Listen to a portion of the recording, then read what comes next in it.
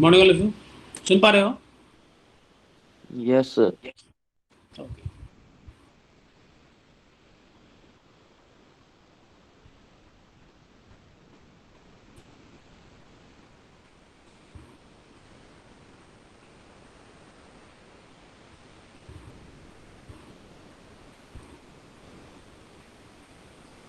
चलो हम लोग आज साइकोमेट्री जो है ना हम लोग स्टार्ट करते हैं, है ना? तो इसमें बेसिकली क्या होता है ना, साइकोमेट्री जो है इसके एप्लीकेशन हम लोग एयर कंडीशनिंग में करते हैं।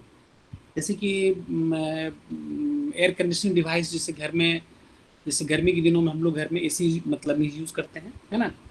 तो इस एयर कंडीशनिंग डिवाइस जो है ना, एयर कंडीशनिंग सिस्टम जो है ना, बेसिकली जो है मतलब उसमें हम लोग साइकोमेट्री के कंसेप्ट के हेल्प से हम लोग एयर कंडीशनिंग में उसको यूज़ करते हैं ना। बेसिकली एयर कंडीशनिंग में एक्चुअली होता क्या है, देखो। सबसे पहले एयर कंडीशनिंग को समझो कि आखिर एयर कंडीशनिंग का मेन पर्पस क्या है, आखिर इसका क्या मतलब, आखिर एयर कंडीशनिंग में होता क्या है। तो जैसे तुम सपोज दैट कि अभी कभी अभी ऐसे काफ़ी हॉट क्लाइमेट है। अब जैसे किसी तुम एयर कंडीशनिंग ऐसे किसी रूम में जाते हो, तो वहाँ पर जैसे एसी लगा हुआ है, तो एसी लगा हो तो वहाँ पर तुम क्या क्या फील करते हो। तो तुम देखोगे जैसे तुम रूम में तुम इन करोगे, तो सबसे पहले एयर कंडीशनिंग क्या करता है ना, कि टेम्परेचर पे कंट्रोल करता है। सबसे पहला कंट्रोल किस पे कर रहा है? टेम्परेचर पे। कहने का मतलब ये है, यदि आउटसाइड, यदि तुम्हारा ये रूम है, ये मेरा सिस्टम है और ये मेरा आउटसाइड है ना, यदि आउटसाइड टेम्परेचर लेटेस्ट सपोज अभी जो है अभी 40 डिग्री सेंटीग्रेड है, जैसे तुम इस रूम में तुम सिस्टम में इन करते हो जहाँ पे एयर कंडीशन इंस्टॉल्ड है, तो तुम देख जैसे तुम देखोगे कि वहाँ पे क्या है ना, कि जहाँ पे एसी इंस्टॉल होता है वहाँ पे टेम्परेचर जो है, ये टेम्परेचर लेटेस्ट सपोज यहाँ पे 25 डिग्री सेंटीग्रेड यहाँ मेंटेन किया हुआ है। तो सबसे पहला कंट्रोल क्या है, कि बेसिकली ये एयर कंडीशनिंग सिस्टम क्या करता है? टेम्परेचर पर कंट्रोल करता है। तो एयर कंडीशनिंग का सबसे पहला कंट्रोल क्या है? टेम्परेचर। ठीक है। Next, humidity. अब जैसे अब तुम देखते हो कि जैसे तुम बाहर हो, तो वहाँ पे काफ़ी ज़्यादा क्लाइमेट बहुत ह्यूमिड होता है। कहने का मतलब ये होता है कि उसमें ह्यूमिड का मतलब ये होता है कि उस मतलब जो भी एयर है उसमें वाटर वेपर का कंटेंट ज़्यादा होता है कि नहीं? हम लोग अभी देखेंगे कि वाटर वेपर का सेंस यहाँ पे क्या है। बेसिकली एयर जो होता है ना, उस एयर को हम लोग मॉइस्ट एयर, थर्मोडायनेमिक्स में, या उसको हम लोग मॉइस्ट एयर पढ़ते हैं। तो मॉइस्ट एयर का मतलब क्या होता है कि मॉइस्ट एयर में बेसिकली दो पार्ट होता है, एक होता है ड्राई ड्राई एयर, एक होता है वाटर वेपर। ठीक है। तो जो किसी भी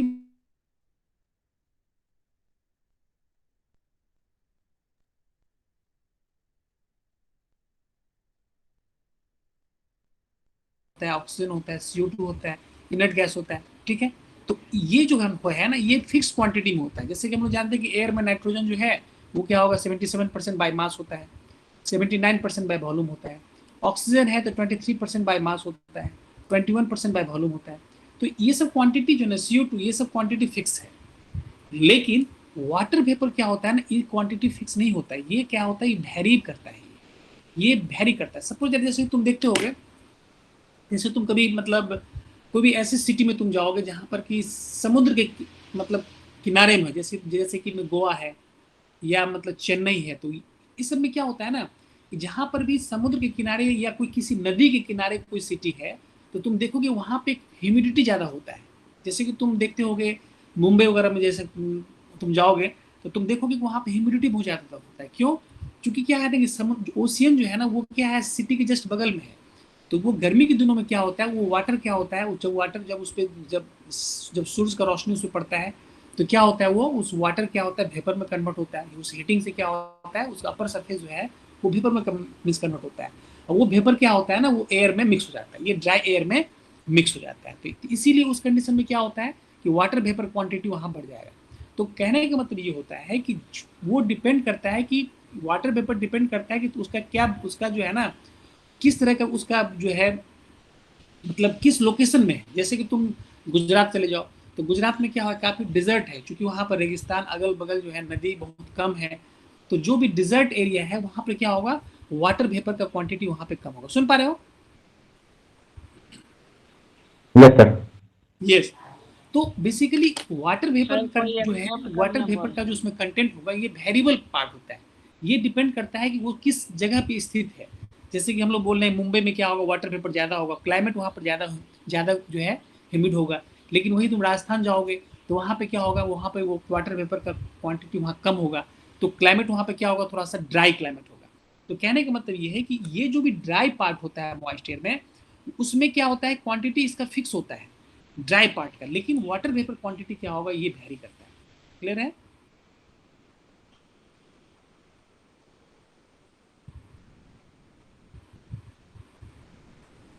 हाँ। तो मॉइस्ट एयर बेसिकली इसमें क्या है, हम लोग ऑलरेडी यहाँ पर देख पा रहे हैं कि मॉइस्ट एयर का एक मतलब है, बेसिकली क्या होता है, इसमें दो पार्ट होता है, एक होता है ड्राई पार्ट, एक होता है ड्राई एयर, और दूसरा क्या होता है, इसमें वाटर वेपर होता है। तो जैसे कि तो चूंकि वाटर वेपर यहाँ पे क्या वेरिएबल पार्ट है, तो जैसे तुम एयर कंडीशन में जाते हो तो आउटसाइड में तुम देखोगे कि ये ह्यूमिडिटी जो तुम्हारा ह्यूमिडिटी होता है ना, ये ज़्यादा होता है। लेकिन जैसे तुम एयर कंडीशन हॉल में जाते हो तो वहाँ पर क्या होता है कि एयर कंडीशनिंग हॉल में ये ह्यूमिडिटी जो है कंट्रोल में होता है, ह्यूमिडिटी वहाँ पे कम होता है, मतलब ये इसको हम लोग कंट्रोल करते हैं। ठीक है, तो एयर कंडीशनिंग का सबसे पहला कंट्रोल किस पे हो गया, टेम्परेचर पे। दूसरा कंडीशन हो गया ह्यूमिडिटी पे, मतलब बाहर क्लाइमेट ज़्यादा ह्यूमिड है, लेकिन किसी एसी कमरे में जाओगे तो वहाँ पे ह्यूमिडिटी क्या होता है, वहाँ पे कम होगा। फिर तीसरा कंट्रोल होता है एयर वेलोसिटी। अब देखो क्या होता है ना, अब इससे बाहर में तुम देखोगे एयर, जैसे कि तुम आउटसाइड में तुम वहाँ पर तुम देखते हो कि वहाँ पे एयर का वेलोसिटी जो है ना वो डिपेंड करता है कि विंड वेलोसिटी क्या है कि नहीं। अब इससे काफ़ी यदि तेज हवा चल रही होती है तो वहाँ पे एयर वेलोसिटी ज़्यादा होगा, यदि उसमें विंड वेलोसिटी कम होगा तो वहाँ पे क्या होगा, एयर वेलोसिटी वहाँ पे कम होगा। तो कहने का मतलब है कि जो आउटसाइड जो होगा, तो एयर वेलोसिटी ऑफ एयर क्या करता है, ये वेरी करेगा, ये डिपेंड करता है कि उसमें विंड का जो वेलोसिटी क्या है, मतलब एयर का वेलोसिटी क्या है। लेकिन जैसे तुम एयर एसी हॉल में जाओगे तो तुम देखोगे कि वेलोसिटी ऑफ एयर भी वहाँ पे कंट्रोल वे में जो है, फिक्स फ्लो में जो है ना, वहाँ पे एयर का वेलोसिटी वहाँ पे मतलब होता है। क्योंकि वो तुम देखोगे जैसे तुम किसी स्प्लिट एसी में तुम देखते होगे, उसके नज़दीक में तुम यदि हाथ को ऐसे करके तुम मतलब ले जाओगे तो तुम वहाँ देखते होगे कि वहाँ पे क्या होता है ना, एक अंदर में जो है ना फैन होता है ना, वो फैन चल रहा होता है। तो फैन क्या करता है ना, fixed velocity, fix quantity of air उसमें सप्लाई करता है। तो वहाँ पे वेलोसिटी, एयर वेलोसिटी पे भी कंट्रोल होता है। तो वहाँ पे तीसरा कंट्रोल क्या हो गया, एयर वेलोसिटी। और सबसे इंपॉर्टेंट चौथा होता है, इंपॉर्टेंट तो सब है लेकिन एक बहुत इंपॉर्टेंट जो चीज होती है वो होता है प्योरिटी ऑफ एयर। मतलब एयर क्या होता है ना, ये प्यूरिफाई करके, मतलब एयर की मतलब मीन्स प्योरिटी को भी यहाँ पे मेंटेन करता है। जैसे कि हम लोग देखते हैं, जैसे अभी हम दिल्ली में हैं तो बाहर का क्वालिटी क्या होता है, एयर का क्या होता है जो है, मतलब जो उसमें काफ़ी पॉल्यूटेड एयर हुआ है, क्योंकि वहाँ पे क्या होता है, बहुत सारा उसमें है, मतलब जैसे CO2 का है, मतलब बहुत सारा मतलब व्हीकल्स चल रहा है या बहुत सारा इंडस्ट्रीज है। तो उस कंडीशन में क्या होगा कि क्वालिटी ऑफ एयर क्या होता है बाहर का बहुत वर्स होता है। लेकिन एयर कंडीशन में क्या होता है, जहाँ पे एसी इंस्टॉल होता है वहाँ पे प्योरिटी ऑफ एयर भी मेंटेन किया जाता है। समझ में आ रहा है, सुन पा रहे हो कि नहीं? Yes sir. यस। तो इस कंडीशन में क्या होता है कि जो तुम्हारा एयर का जो क्वालिटी होता है ना, जिसमें कि हम लोग बोलते हैं प्यूरिटी बोलते हैं, तो ये प्यूरिटी भी यहाँ मेंटेन किया जाता है। अब तुम देखते होगे हॉस्पिटल में, तुम देखते होगे हॉस्पिटल में जब पेशेंट को जब आईसीयू में हम लोग भर्ती करते हैं तो उसको वेंटिलेशन पर रखा जाता है। वेंटिलेशन का मतलब क्या हो गया कि उसको बिल्कुल प्योर एयर, मतलब प्योर ऑक्सीजन क्या बोलते हैं, एयर बिल्कुल प्योर दिया जा रहा है।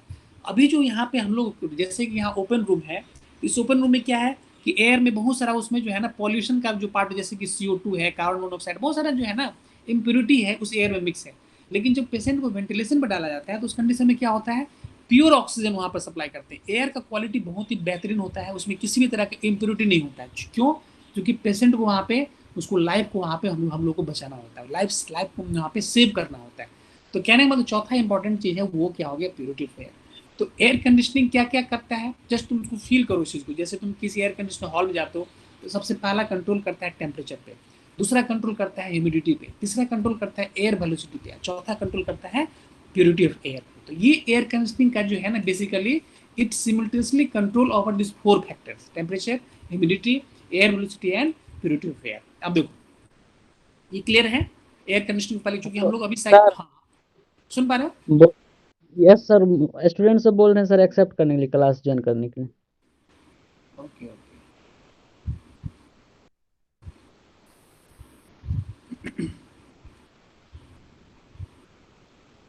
हाँ, चीज़ें बहुत इंटरेस्टिंग हैं, चीज़ों को मतलब फिजिकली फील करके पढ़ोगे तो सब्जेक्ट, कोई भी सब्जेक्ट बोरिंग नहीं होता है। कोई भी सब्जेक्ट, चाहे तुम्हारा अपना सब्जेक्ट हो, चाहे कोई थ्योरी हो, कोई भी सब्जेक्ट हो।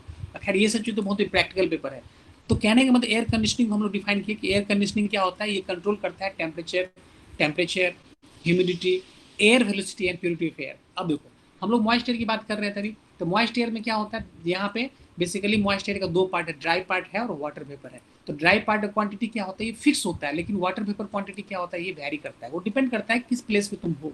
तो बेसिकली क्या होता है ना कि अब साइकोमेट्री करते क्या है, साइकोमेट्री का यूज क्या है, साइकोमेट्री क्या है ना, बेसिकली ये साइंस है जिसमें कि हम लोग ये एयर का जो प्रॉपर्टी होता है ना, ये जो मॉइस्ट एयर है ना, इस मॉइस्ट एयर के प्रॉपर्टी को हम लोग पढ़ते हैं, मॉइस्ट एयर के प्रॉपर्टी को हम लोग समझते हैं कि भाई इस मॉइस्ट एयर का प्रॉपर्टीज क्या। अभी हम लोग क्या पढ़े थे, इससे पहले हम लोग का लेसन क्या था, प्रॉपर्टी ऑफ प्योर सब्सटेंस। तो कहने का मतलब उसका नाम है प्रॉपर्टी, मतलब उस प्योर सब्सटेंस, जैसे कि हम लोग देखे वाटर एयर मिक्सर जो है, वाट जो है मीन्स वाटर स्टीम का जो मिक्सर होता है उसका प्रॉपर्टी को पढ़े। तो बेसिकली साइकोमेट्री जो है ना, ये एक साइंस होता है जिसमें कि हम मॉइस्ट एयर के प्रॉपर्टी को, जो मतलब हमारा जो होता है उसकी प्रॉपर्टी को पढ़ते हैं, उसको हम लोग समझते हैं कि आगे जो है मॉइस्ट एयर का अलग अलग मीन्स क्या क्या प्रॉपर्टीज है। तो साइकोमेट्री जो है ये क्या है, basically it is the science, it is the science which deals with the study of property of moist air, study of properties of moist air. तो सबसे पहले हम लोग मॉइस्ट एयर के बारे में समझे। मॉइस्ट एयर बेसिकली क्या होता है, it contains basically two parts, dry air and water vapour. And in the psychometry basically what we study about the properties of this moist air. There are different types of property of this moist air, we will study later on कि इसमें कौन कौन सा property होता है। जैसे उसमें हम लोग देखेंगे स्पेसिफिक ह्यूमिडिटी होता है, रिलेटिव ह्यूमिडिटी होता है, ड्राई बल्ब टेम्परेचर होता है, wet bulb temperature, these are इसमें है, स्पेसिफिक इंथैल्पी होता है, बहुत सारी चीजें हम लोग हैं, हम लोग आगे बढ़ते हैं। तो साइकोमेट्री को पहले समझना है, आखिर साइकोमेट्री क्या है। Psychometry is the branch of science which deals about the property of moist air, properties of moist, this is very important, properties of moist air, ठीक है ना। साइकोमेट्री को और इसमें हम लोग यूज करते हैं, आखिर ये साइकोमेट्री में तो हम लोग ये स्टडी करते हैं कि भाई उसमें जो है हम लोग मॉइस्ट एयर के प्रॉपर्टीज को पढ़ते हैं, उसको हम लोग स्टडी करते हैं। लेकिन अब एक साइक्रोमीटर होता है, कैसे हम लोग बोलते हैं कि भाई थर्मोमीटर, तो यहाँ थर्मोमीटर काम क्या होता है, हम लोग क्या करते हैं, टेम्परेचर को मेजर करते हैं। उसी तरह से साइक्रोमीटर होता है ना, साइक्रोमीटर होता है PSY साइक्रोमीटर। तो साइक्रोमीटर क्या करता है, ये सारे प्रॉपर्टी को मेजर करता है। जैसे कैसे होता है कि हमको मेजर करना होगा कि भाई यहाँ पे इस रूम में स्पेसिफिक ह्यूमिडिटी क्या है, तो ये साइक्रोमीटर क्या करेगा, उस एयर की स्पेसिफिक ह्यूमिडिटी को बताएगा, उसका एयर का रिलेटिव ह्यूमिडिटी क्या है। तो साइक्रोमीटर क्या है, बेसिकली एक डिवाइस होता है, बेसिकली ये क्या है, एक डिवाइस है जो कि मेजर करता है, जो मतलब इस प्रॉपर्टी ऑफ मॉइस्ट एयर को मेजर करता है। तो कहने का मतलब क्या हो गया, साइक्रोमीटर क्या हो गया, मतलब psychrometer is a device which measure the properties of moist air. और साइक्रोमेट्री क्या है, it is the branch of science in which we study about the properties of moist air. Clear है, आखिर साइक्रोमेट्री में क्या करते हैं हम लोग, साइक्रोमेट्री में क्या करना है, आखिर क्या पर्पस है, क्लियर है, समझ पा रहे हो। Yes sir. यस चलो हम लोग आगे बढ़ते हैं। अब देखो अब ऑलरेडी हम लोग कह चुके हैं कि साइक्रोमेट्री हमको स्टडी करना, हमारे सिलेबस में क्या है, साइक्रोमेट्री है। तो साइक्रोमेट्री में हमारा पर्पस क्या है कि इस मॉइस्ट एयर के प्रॉपर्टीज को पढ़ना। तो सबसे पहला प्रॉपर्टी जो है हम लोग वो देखते हैं, इसको हम लोग बोलते हैं स्पेसिफिक ह्यूमिडिटी, है ना, इसको हम बोलते हैं स्पेसिफिक ह्यूमिडिटी। सबसे पहला प्रॉपर्टी है स्पेसिफिक ह्यूमिडिटी, या इसको ह्यूमिडिटी रेशियो भी कहते हैं, इसको क्या बोलते हैं, ह्यूमिडिटी रेशियो भी करते हैं। अब जैसे अभी हम लोग बात कर रहे थे कि सपोज दैट कि हमारा सिस्टम है, जस्ट हमारा रूम है, इस रूम में इसमें AC इंस्टॉल्ड किया हुआ है, ठीक है। बेसिकली कोई भी AC इंस्टॉल किया हुआ है तो वहाँ पे क्या हो रहा है, वहाँ पे हम लोग ऑलरेडी अभी डिस्कस कर रहे थे कि एयर में जो मॉइस्ट एयर क्या होता है, ये मॉइस्ट एयर है, मॉइस्ट एयर में क्या क्या है, इसमें दो पार्ट है, एक है यहाँ पे ड्राई एयर, इसको ड्राई एयर को हम लोग मास ऑफ एयर, तो ड्राई एयर का अपना एक मास होगा। यदि मॉइस्ट एयर में यदि मॉइस्ट एयर है तो मॉइस्ट एयर का क्वांटिटी हम लोग यहाँ पर देखते हैं इससे क्या क्वांटिटी है, इसको हम लोग बोलते हैं कि सपोज दैट कि इस ड्राई एयर का पार्ट यहाँ पे m kg ऑफ यहाँ ड्राई एयर है, m kg ऑफ क्या है यहाँ पे, let us suppose m kg of dry air है, और इसमें हम लोग ये क्या हो गया, ड्राई एयर है, और ये क्या है यहाँ पे वाटर वेपर, ऑलरेडी अभी हम लोग देखे हैं। तो अब इस water vapour quantity let us suppose यहाँ पे mv है कि नहीं। तो ये जो moist air basically contains two part dry air and water vapour. Let us suppose that m is the mass of this dry air, और mv is the mass of this water vapour. ये हम लोग assume कर रहे हैं, क्योंकि obvious है moist air तो इसको इसमें दो पार्ट होगा, ड्राई एयर होगा और वाटर वेपर होगा। तो आखिर स्पेसिफिक ह्यूमिडिटी होता क्या है? Specific humidity this is the ratio of mass of this water vapour to the mass of air. मतलब कहने का मतलब है कि 1 kg ड्राई एयर में 1 kg ऑफ ड्राई एयर में कितना केजी जो है वाटर वेपर है। समझ में आ रहा है कि नहीं? वाटर वेपर है, कहने का मतलब ये हो गया कि स्पेसिफिक ह्यूमिडिटी क्या बताएगा? Basically it deals with specific humidity क्या बताता है कि 1 kg ऑफ ड्राई एयर, चूंकि क्या है specific humidity is the ratio of mass of vapour to the mass of dry air. तो कहने का मतलब ये क्या बताता है कि 1 kg ड्राई एयर में कितना जो है ना, कितना kg वाटर वेपर है। तो this is the basic definition of specific humidity. इसको हम लोग ह्यूमिडिटी रेशियो भी बोलते हैं। तो क्या है? It is defined as the ratio of mass of vapour, मतलब mass of water vapour to the mass of dry air. बहुत ही सिंपल डेफिनेशन है। दैट मीन्स ओमेगा क्या होगा? Mass of vapour to the mass of dry air. इसका unit क्या होगा? Kg of vapour by kg of dry air. कहने का मतलब 1 kg ड्राई एयर में कितना केजी जो है वाटर वेपर है। कैसे हम लोग, जैसे कि हम लोग चीनी का शरबत बनाते हैं, पानी में हम लोग क्या करते हैं? चीनी डालते हैं। तो सपोज एक केजी पानी में हम यदि 1 चम्मच डालें, तो उस कंडीशन में हम लोग क्या बोलेंगे कि 1 kg वाटर में जो है 200 ग्राम उसमें चीनी है कि नहीं, शुगर है। यदि हम उसमें 2 चम्मच डाल दें, मतलब उसमें यदि 50 ग्राम और शुगर ऐड कर दें, तो उस कंडीशन में क्या कहेंगे कि 1 kg ऑफ वाटर में यहाँ पर 100 ग्राम शुगर है। यदि उसमें 3 चम्मच डाल दें, तो उसमें क्या हो जाएगा उसमें, ऐसे करके। तो कहने का मतलब ये है कि ड्राई एयर क्या हो गया, क्योंकि ड्राई एयर फिक्स क्वांटिटी है।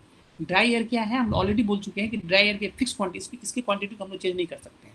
तो जो फिक्स है उस फिक्स क्वांटिटी में कितना केजी ऑफ वाटर वेपर है। तो कहने का मतलब ये हो गया, यदि अब अभी हम लोग बात कर रहे थे, जैसे हम लोग बोल रहे थे गोवा, तो गोवा में क्या होगा, 1 kg ऑफ ड्राई एयर में क्या होगा, वाटर वेपर क्या होगा, ज्यादा होगा कि कम होगा? बताओ।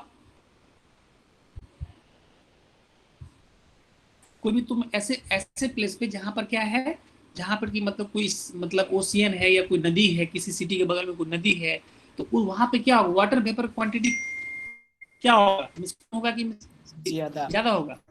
ज्यादा होगा। तो कहने का मतलब ये हो गया कि किसी भी ऐसा कोई सिटी जहां पर कि बगल में भी ओशियन है या कोई ऐसा कोई पॉन्ड है या कोई तालाब है, तो कोई नदी यदि वैसा भर, तो उस तो मतलब उस सिटी क्या होगा, स्पेसिफिक ह्यूमिडिटी वहाँ ज्यादा होगा। क्यों? क्योंकि वहाँ पर 1 kg ड्राई एयर में ज्यादा क्वांटिटी ऑफ वाटर वेपर होगा।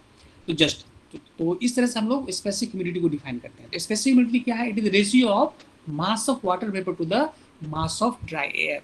बेसिकली ये क्या बताता है कि 1 kg ड्राई एयर में कितना केजी इसमें वाटर वेपर है। ठीक है,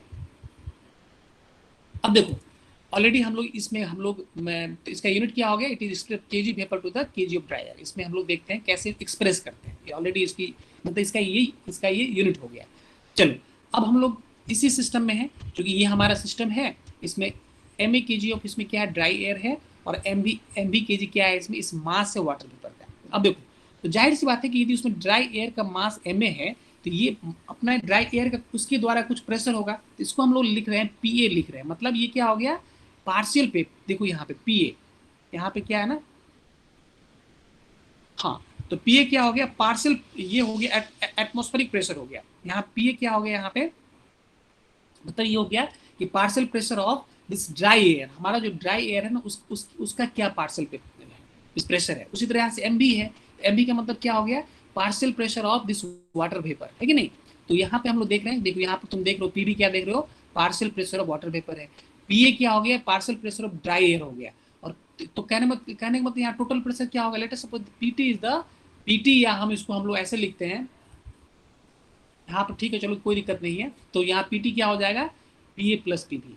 कहने में टोटल प्रेशर कितना हो जाएगा, partial paper of this dry air plus partial pressure of the this water vapour. तो इस कंडीशन में हम लोग यहाँ पे लिख सकते हैं कि PT equal to P A plus PB, या हम लोग कह सकते हैं कि P equal to P A plus PB, है कि नहीं। जो टोटल प्रेशर क्या होगा, पी ए प्लस यहाँ पे partial pressure of this dry air plus partial this pressure of this water vapour. तो इस कंडीशन में हम लोग यहाँ पे इस टर्म को डिफाइन कर रहे हैं। मतलब ये अलग अलग प्रॉपर्टी है। हमारे कहने का मतलब है कि हमको पढ़ना है साइकोमेट्री। साइक्रोमेट्री में हम लोग क्या करेंगे, इस मॉइस्ट एयर की प्रॉपर्टी को पढ़ेंगे। तो मॉइस्ट एयर में बेसिकली हम कह रहे हैं कि ड्राई एयर है और उसमें वाटर वेपर है। तो भाई तो ड्राई एयर का अपना प्रॉपर्टी होगा, वाटर वेपर का अपना प्रॉपर्टी होगा। तो इसी प्रॉपर्टी में हम लोग हैं कि चूंकि एम क्या हो गया, मास हो गया, ये क्या है, एक तरह से प्रॉपर्टी है ये ड्राई एयर का। पी क्या हो गया, पार्सल पे pressure of this dry air हो गया। और यहाँ पे एम भी क्या है, वाटर वेपर का मास। और यहाँ पे जो है मिस पी भी क्या हो गया, पार्सल पेपर और pressure of this water vapour हो गया। चलो, तो कहने का मतलब ये हमारा सिस्टम है। तो अब इस कंडीशन में हम लोग यदि देखें टोटल प्रेशर क्या हो जाएगा, P A plus P B, जिसको हम लोग डाल्टन्स लॉ बोलते हैं। तो डाल्टन्स लॉ के अकॉर्डिंगली क्या होगा, टोटल प्रेशर क्या होगा, P A plus P B हो जाएगा। तो कहने मतलब इस कंडीशन में पी ए क्या हो जाएगा, P A equal to P T minus P B. This is partial pressure of, this is total pressure minus partial pressure of this water vapour. अब चलो हम लोग थोड़ा सा इसको थोड़ा डिफाइन करना है। एक्चुअली हमारे पास ओमेगा क्या है, omega equal to M V by M A, ये और हमारे पास। अब इसको थोड़ा सा हम लोग देखें। अब देखो इस कंटेनर है, ये हमारा सिस्टम है। इस सिस्टम में हमारे पास जो ड्राई एयर का एम ए क्या हो गया, mass of this dry air, P हो गया पार्शियल प्रेशर हो गया, ठीक है। इसमें एम बी क्या हो गया, मास ऑफ वाटर वेपर है, और पी बी क्या है, यहाँ partial pressure of water vapour, ठीक है। तो अब इसमें हम लोग ड्राई एयर के लिए हम लोग क्या करते हैं, हम लोग चूंकि देखो वाटर वेपर भी किस फॉर्म में है, वाटर भी जो है वेपर फॉर्म में, क्लियर है। वाटर क्या है, यहाँ वाटर किस फॉर्म में है, वाटर किस फॉर्म में है, वेपर वेपर फॉर्म से, वेपर फॉर्म में है। और हम लोग ऑलरेडी हम लोग प्रॉपर्टीज ऑफ प्योर सब्सटेंस में हम लोग देखे थे कि जब वाटर जब वेपर फॉर्म हो जाता है तो वहां पे क्या करते हैं हम लोग, आइडियल गैस इक्वेशन यूज करते हैं, याद है। आखिर हम लोग प्रॉपर्टीज ऑफ प्योर सब्सटेंस क्यों पढ़े हैं, उसका एप्लीकेशन है यहाँ, थोड़ा सा एप्लीकेशन है कि जब वाटर यदि वेपर पार्ट, यदि वाटर कंप्लीटली वेपर में कन्वर्ट हो गया तो उस कंडीशन में क्या करते हैं हम लोग वहाँ पे आइडियल गैस इक्वेशन यूज करते हैं। तो कहने मतलब ड्राई एयर पे तो हम लोग यूज करेंगे ही आइडियल गैस इक्वेशन, इस वाटर वेपर पे भी हम लोग आइडियल गैस इक्वेशन यूज करेंगे। तुम देखते होगे ठंड के मौसम में, तुम देखते होगे कि जो वाटर वेपर जैसे टेम्परेचर वहाँ पे ड्रॉप होता है ना ठंड के दिनों में, तो वो क्या होता है, जो ड्राई जो हमारा मॉइस्ट एयर में जो वाटर वेपर होता है वो क्या होता है, कम टेम्परेचर की वजह से उस ड्राई एयर से सेपरेट हो जाता है। और सेपरेट होगी उस वही हमको ड्यू फॉर्म में दिखता है। कैसे हम सुबह सुबह देखते हैं तो ओस के फॉर्म में हम लोग देखते हैं, ओस का छोटे छोटे बूंद देखते हैं। तो ये ओस क्या है, ये ड्यू क्या है, वो टेम्परेचर कम होने के, जैसे ठंड के दिनों में टेम्परेचर कम होता है तो वो क्या होता है, ड्राई पार्ट से जो हमारा जो मॉइस्ट एयर होता है ना, उस मॉइस्ट एयर से क्या होता है, उसमें जो ड्राई जो वाटर वेपर होता है वो टेम्परेचर कम होने की वजह से वो ड्यू फॉर्म में क्या होता है, वेपर को जब ठंडा करेंगे तो क्या होगा, वाटर में कन्वर्ट होगा। तो चूंकि वाटर जो वाटर जो पार्टिकल्स है वो क्या है, गर्मी के दिनों में वेपर के फॉर्म में होता है, लेकिन वही ठंड के दिनों में वो वेपर क्या होता है, जब उसको ठंड हो जाता है, जब टेम्परेचर कम करेंगे तो क्या होगा, वो वेपर फॉर्म में कन्वर्ट हो जाता है। वही वेपर जो है ना ड्यू के फॉर्म में दिखता है। तो तुम देखते हो कि ठंड के दिनों में क्या देखते हैं हम लोग, देखते हैं कि स्किन जो होता है ड्राई हो जाता है। तुम देखते हो कि ठंड के दिनों में स्किन क्या होता है, ड्राई हो जाता है। तो इसीलिए हम लोग ठंड के दिनों में क्या करते हैं, हम लोग मॉइस्चराइजर यूज करते हैं। मॉइस्चराइजर क्यों यूज करते हैं, चूंकि वाटर जो उसका वाटर वेपर था वो लोअर टेम्परेचर की वजह से क्या होगा, उससे अलग हो गया। और लोअर टेम्परेचर पे वो वाटर के फॉर्म में वो कन्वर्ट हो, वो वाटर में कन्वर्ट हो गया, वो डीप फॉर्म में वो अलग हो गया, सेपरेट हो गया। तो चूंकि एयर क्या हो गया, ड्राई हो गया। तो एयर ड्राई हो गया तो क्या हो गया, स्किन में जो एक ड्राई एयर जो उसमें वो करता है ना, जब स्ट्राइक करता है तो वो तुम्हारे स्किन के मॉइस्चर को पिक करता है। क्योंकि कोई भी सिस्टम क्या होता है ना, कोई भी सिस्टम हमेशा स्टेबिलिटी खोजता है। मॉइस्ट एयर में कैसे होता है कि जैसे तुमको प्यास लगती है तो तुम मतलब मीन्स पानी पीते हो, जितना ज़्यादा प्यास से रहोगे उतना ज़्यादा पानी पियोगे। तो ये ड्राई एयर को जो है वो उसको वाटर वेपर चाहिए, तभी जाके वो क्या होगा, वो स्टेबिलिटी वो अपना इक्विलिब्रियम मेंटेन करेगा। तो चूंकि ठंड के दिनों में चूंकि एयर क्या वो ड्राई हो गया, क्यों, चूंकि वाटर वेपर वहाँ से अलग हो गया। तो इसीलिए जब किसी सरफेस से जब तुम्हारे सरफेस से स्ट्राइक करता है तो तुम्हारे सरफेस से जो है ना जो मॉइस्चर होता है ना, जो उसको पिक कर लेता है, वो एब्जॉर्ब कर लेता है। तो इसीलिए तुम्हारा स्किन जो है ड्राई हो जाता है। इसीलिए हम लोग ठंड के दिनों में क्या करते हैं, मॉइस्चराइजर यूज करते हैं। लेकिन वही गर्मी के दिनों में क्या होता है, गर्मी के दिनों में क्या होता है कि बॉडी में चिपचिपा होता है, स्टिकी सेंसेशन होता है। क्यों, चूंकि क्या होता है, जो उस एयर है मॉइस्ट एयर में क्या वाटर जो है वो हायर टेम्परेचर की वजह से क्या है, वो वेपर फॉर्म में है। वो क्या है, टेम्परेचर बढ़ गया तो क्या हो गया, वो वाटर किस में हो गया, वेपर में कन्वर्ट हो गया। अब जो वेपर जो तुम्हारे बॉडी से स्ट्राइक करता है, जो मॉइस्ट एयर जो तुम्हारे बॉडी से स्ट्राइक करता है, तो बेसिकली वाटर वेपर है, वाटर वेपर फॉर्म में है। तो जब वेपर जब तुम्हारे बॉडी के सरफेस से जब कॉन्टैक्ट में आता है तो तुम्हारे बॉडी का टेम्परेचर तो मेंटेन किया हुआ है, तुम्हारा बॉडी का अपना सिस्टम जो है वो 96 डिग्री मतलब 96 डिग्री मीन्स फ़ारेनहाइट वहाँ मेंटेन है। और वो वेपर का टेम्परेचर ज़्यादा है, तो जैसे वाटर वेपर तुम्हारे बॉडी जब किसी ठंडे सरफेस के कांटेक्ट में आता है तो वो क्या होता है, वो मॉइस्ट एयर का टेम्परेचर वो भी कम होता है। तो जस्ट उस ठंडे सरफेस के कांटेक्ट में आने की वजह से क्या होता है कि जो वेपर वाटर वेपर क्या होता है वो ठंडा होके क्या होता है वो क्या होता है, उसी को हम लोग बोलते हैं पसीना। कैसे बोलते हैं, चिपचिपा होता है, गर्मी के दिन में चिपचिपा होता है। किसी भी गर्म पानी को बोलते हैं कि जैसे पानी गर्म करते हो, तो पानी गर्म करते हो तो क्या होता है वो बॉइलिंग होता है। तो बॉइलिंग में क्या होता है, जैसे बॉयल करेंगे तो गर्मी के दिनों में वैसा ही होता है, टेम्परेचर ज्यादा हो गया तो वो क्या क्या हो गया, वाटर वेपर क्या हो गया, बॉयल हो गया। तो बॉयल होकर क्या हो गया, उसमें वेपर फॉर्म में चला गया। लेकिन जैसे फिर ठंडा करेंगे उस गर्म पानी को, तो वहां पे क्या होगा, फिर से वो ठंडा होकर फिर पानी में कन्वर्ट हो जाएगा। तो उसको कंडेंसेशन बोलते हैं। उसको क्या बोलते हैं हम लोग, कंडेंसेशन बोलते हैं। तो बॉइलिंग एंड कंडेंसेशन, तो बॉइलिंग मतलब बॉयल करना, मतलब वाटर को वेपर में ले जाना, और कंडेंसेशन मतलब उस वेपर को फिर से वाटर में कन्वर्ट करना। तो कहने का मतलब ये हो गया कि हम लोग आते हैं इस टॉपिक पे।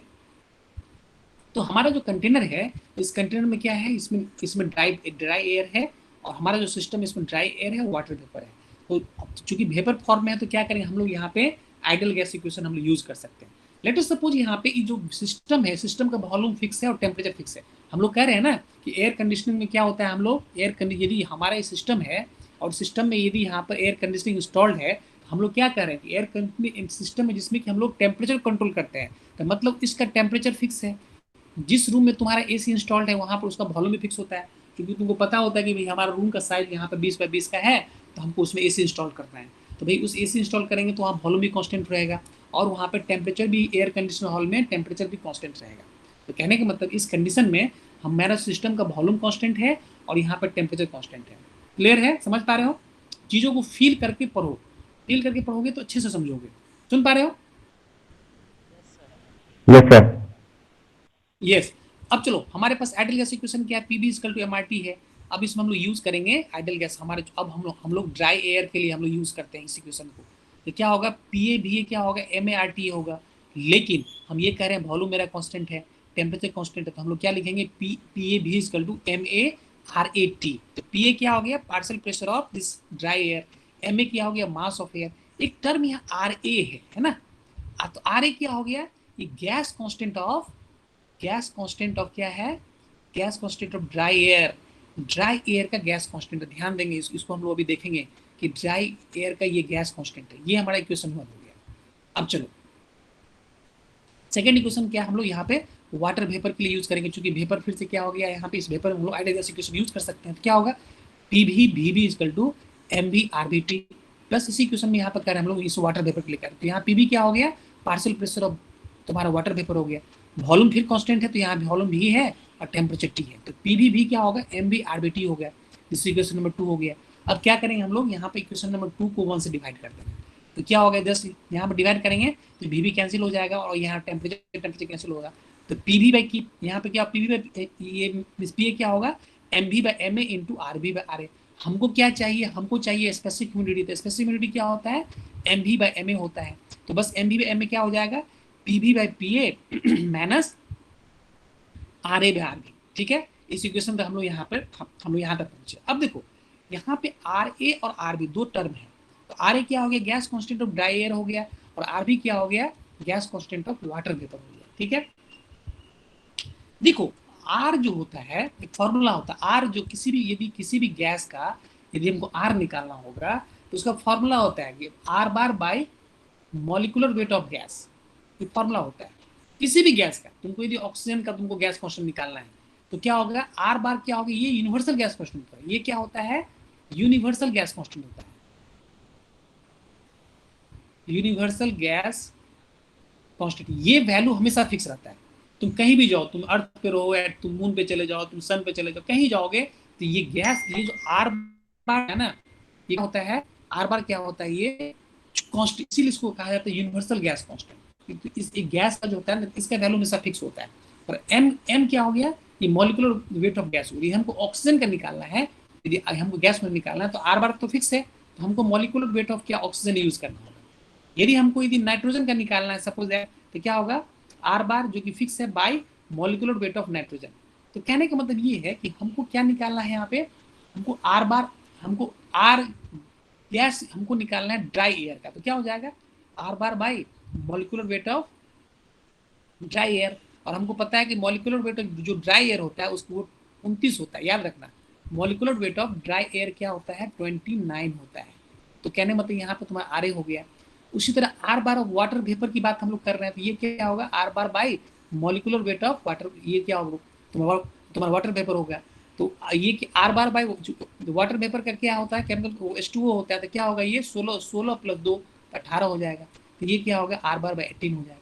तो कहने का मतलब ये आर ए और आर बी का वैल्यू हमको यहाँ से ले रहे हैं।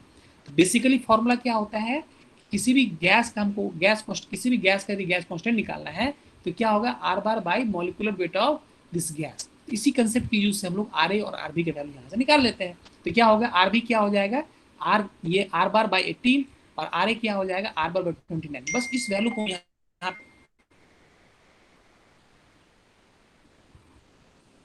ओके वेट करो, समवन इज वेटिंग।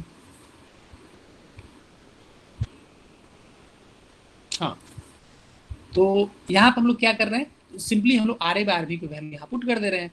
तो पुट करेंगे, आर ए क्या होगा, आर बार बाय 29 है, आर बी क्या है, आर बार बाय 18 है। इसको पुट करेंगे तो क्या होगा, ये आर बार यहाँ से फिर से कैंसिल हो जाएगा, और ओमेगा क्या होगा, 18/29 into P V by P ए।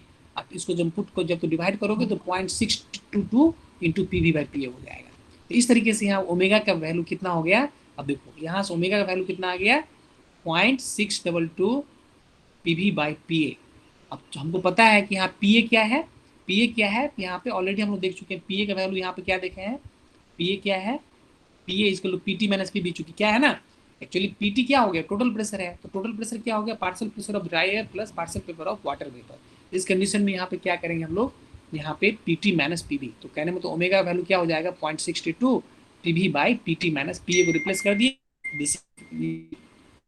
ये क्या हो जाएगा, P T minus P B हो जाएगा। तो इस तरीके से ओमेगा का हमारे पास एक फॉर्मूला, बहुत ही बेहतरीन फॉर्मूला आ गया कि ओमेगा का वैल्यू, बेसिक फॉर्मूला क्या है ओमेगा का, मास of vapour by mass of air. That means 1 kg of dry air में कितना kg इसमें वाटर वेपर है। और इसको थोड़ा सा और बेहतरीन, थोड़ा सा इसको सिंप्लीफाई करेंगे तो 0.62 by P V by P T minus P we, है ना, P T minus P T. यहाँ पी टी क्या है, टोटल प्रेशर है, या हम कभी कहीं कहीं ऐसे भी लिखते हैं 0.62 P V by P minus P we, है ना। तो यहाँ P क्या हो गया, ऑलरेडी P को हम लोग PT भी लिखते हैं, तो यहाँ टोटल प्रेशर भी लिखते हैं। तो कहने का मतलब क्या हो गया, ओमेगा का ये बेहतरीन फॉर्मूला हमारे पास आ गया। ठीक है, ये इंपॉर्टेंट फॉर्मूला है, इसको याद रखना, डेरिवेशन को समझना है और इस फॉर्मूला को ध्यान में रखना है, इसको याद रखना है, सिंपल फॉर्मूला है। हम लोग देखते हैं क्या ओमेगा वैल्यू में, अब देखो ये 0.622 कांस्टेंट है, पीटी भी टोटल प्रेशर तुम्हारा कांस्टेंट रहता है, क्योंकि एटमॉस्फेरिक प्रेशर हमेशा क्या होता है, वो तुम्हारा कांस्टेंट रहेगा। तो वेरी क्या कर रहा है, क्योंकि अब ऑलरेडी हम लोग बोल रहे हैं कि वाटर वेपर क्या हो रहा है, यहाँ पे वेरी कर रहा है। तो वाटर वेपर यहाँ वेरी करेगा, तो मतलब partial pressure of water vapour भी वेरी करेगा। इसीलिए कहा जाता है कि ओमेगा किसके फंक्शन में है, ओमेगा किसके फंक्शन में होता है, partial pressure of water vapour के फंक्शन में होता है। क्वेश्चन ऑब्जेक्टिव पूछा जाता है कि omega is the function of, omega किस पर डिपेंड करता है, तो partial pressure of water vapour पे डिपेंड करता है, ये इसके फंक्शन में होता है। तो ये हमारा पहला प्रॉपर्टी हो गया। हम लोग बेसिकली साइकोमेट्री पढ़ रहे हैं, तो साइकोमेट्री में क्या है, basically we study about the properties of moist air. तो ये मॉइस्ट एयर का पहला प्रॉपर्टी वो क्या है, स्पेसिफिक ह्यूमिडिटी ओमेगा, या इसको हम लोग बोलते हैं ह्यूमिडिटी रेशियो बोलते हैं। तो ये स्पेसिफिक ह्यूमिडिटी क्या हो गया, it is defined by M V by M A, और M V by M A equal to finally क्या हो गया 0.622 into P T by P minus P P. तो फाइनली हमारे पास ओमेगा फॉर्मूला क्या हो गया, omega equal to M B by M A and 0.622 P V by P minus P V. इसका यूनिट क्या है, के जी ऑफ वेपर पर के जी ऑफ ड्राई। ये तुम्हारा फाइनल हो गया स्पेसिफिक ह्यूमिडिटी के बारे में। ये पहला प्रॉपर्टी हम लोग देखें, इज इट क्लियर,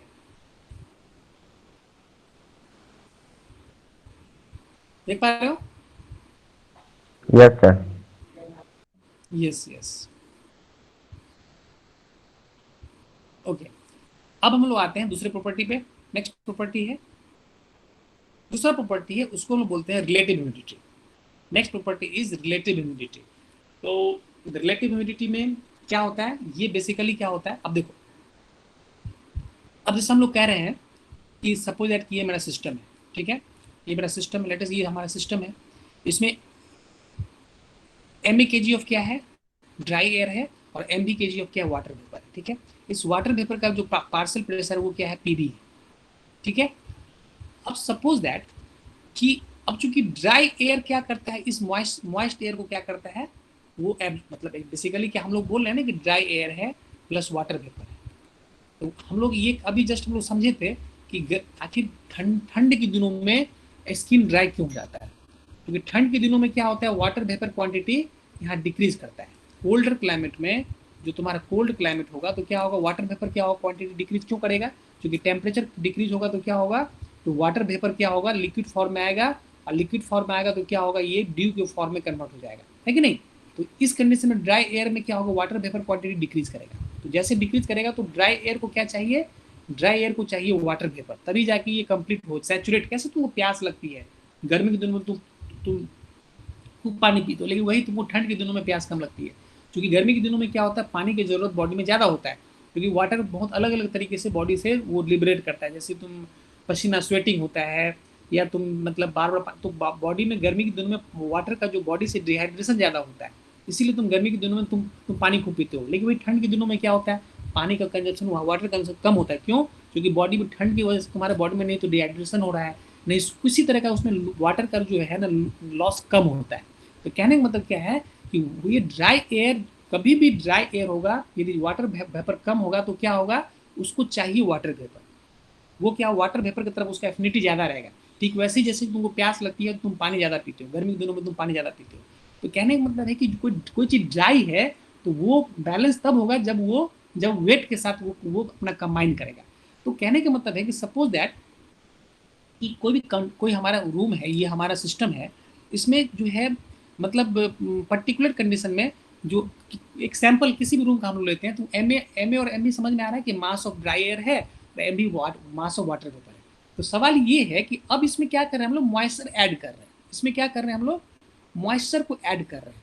तो सवाल है कि इस 1 kg of dry air, 1 kg of dry air कितना kg वाटर वेपर को ले सकता है, 1 kg ऑफ ड्राई एयर कितना kg ऑफ वाटर वेपर को वो एब्जॉर्ब कर सकता है। लिमिटेशन होता है कि भाई एक आदमी जो है 10 गिलास से ज्यादा पानी नहीं पी सकता है, सबका कैपेसिटी अलग अलग है। तो कहने का मतलब है कि 1 kg ऑफ ड्राई एयर में तो तुम कितना उसमें कितना kg ऑफ तुम वाटर वेपर तुम डाल सकते हो, एक लिमिटेशन होता है। उस लिमिटेशन को हम लोग बोलते हैं, अभी फिलहाल कितना है, ये एम भी क्या हो गया कि मास ऑफ वाटर वेपर। जब ये बिल्कुल सैचुरेट, कैसे तुमको प्यास लगती है, तुम 4 गिलास पानी में अब बोलते हो कि भाई अब छोड़ दो, अब नहीं पीना है, तो मतलब अब नहीं पीना मतलब क्या हो गया, एम बी एस, मतलब mass of vapour under saturation. S का मतलब क्या हो गया, सैचुरेशन। तुम सैचुरेट कर गए, दैट मीन्स तुम बोलते हो कि भाई अब हमको पानी नहीं चाहिए। उसी तरह जब ड्राई एयर जब सैचुरेट करेगा तो वो फिर फर्दर वो वाटर वेपर को नहीं ले पाएगा। 1 kg ऑफ ड्राई एयर में एक फिक्स क्वांटिटी ही वाटर वेपर को हम लोग उसमें एब्जॉर्ब करा सकते हैं, उसमें एब्जॉर्ब करना होता है। कैसे हम लोग, जैसे हम लोग मतलब पानी में चीनी मिलाते हैं, तो फिक्स क्वांटिटी 1 kg पानी में fix quantity of water vapour, ऐसा नहीं कि 1 kg में हम 1 kg उसमें चीनी डाल दें, तो वो ऐसा नहीं। तो कहने का मतलब ये है कि हर एक fix quantity of dry air में एक पर्टिकुलर क्वांटिटी तक ही उसको वाटर वेपर को हम लोग एब्जॉर्ब करा सकते हैं। तो जो पर्टिकुलर इंस्टेंट में, किसी इंस्टेंट में एम क्या हो गया, मास ऑफ वाटर वेपर है।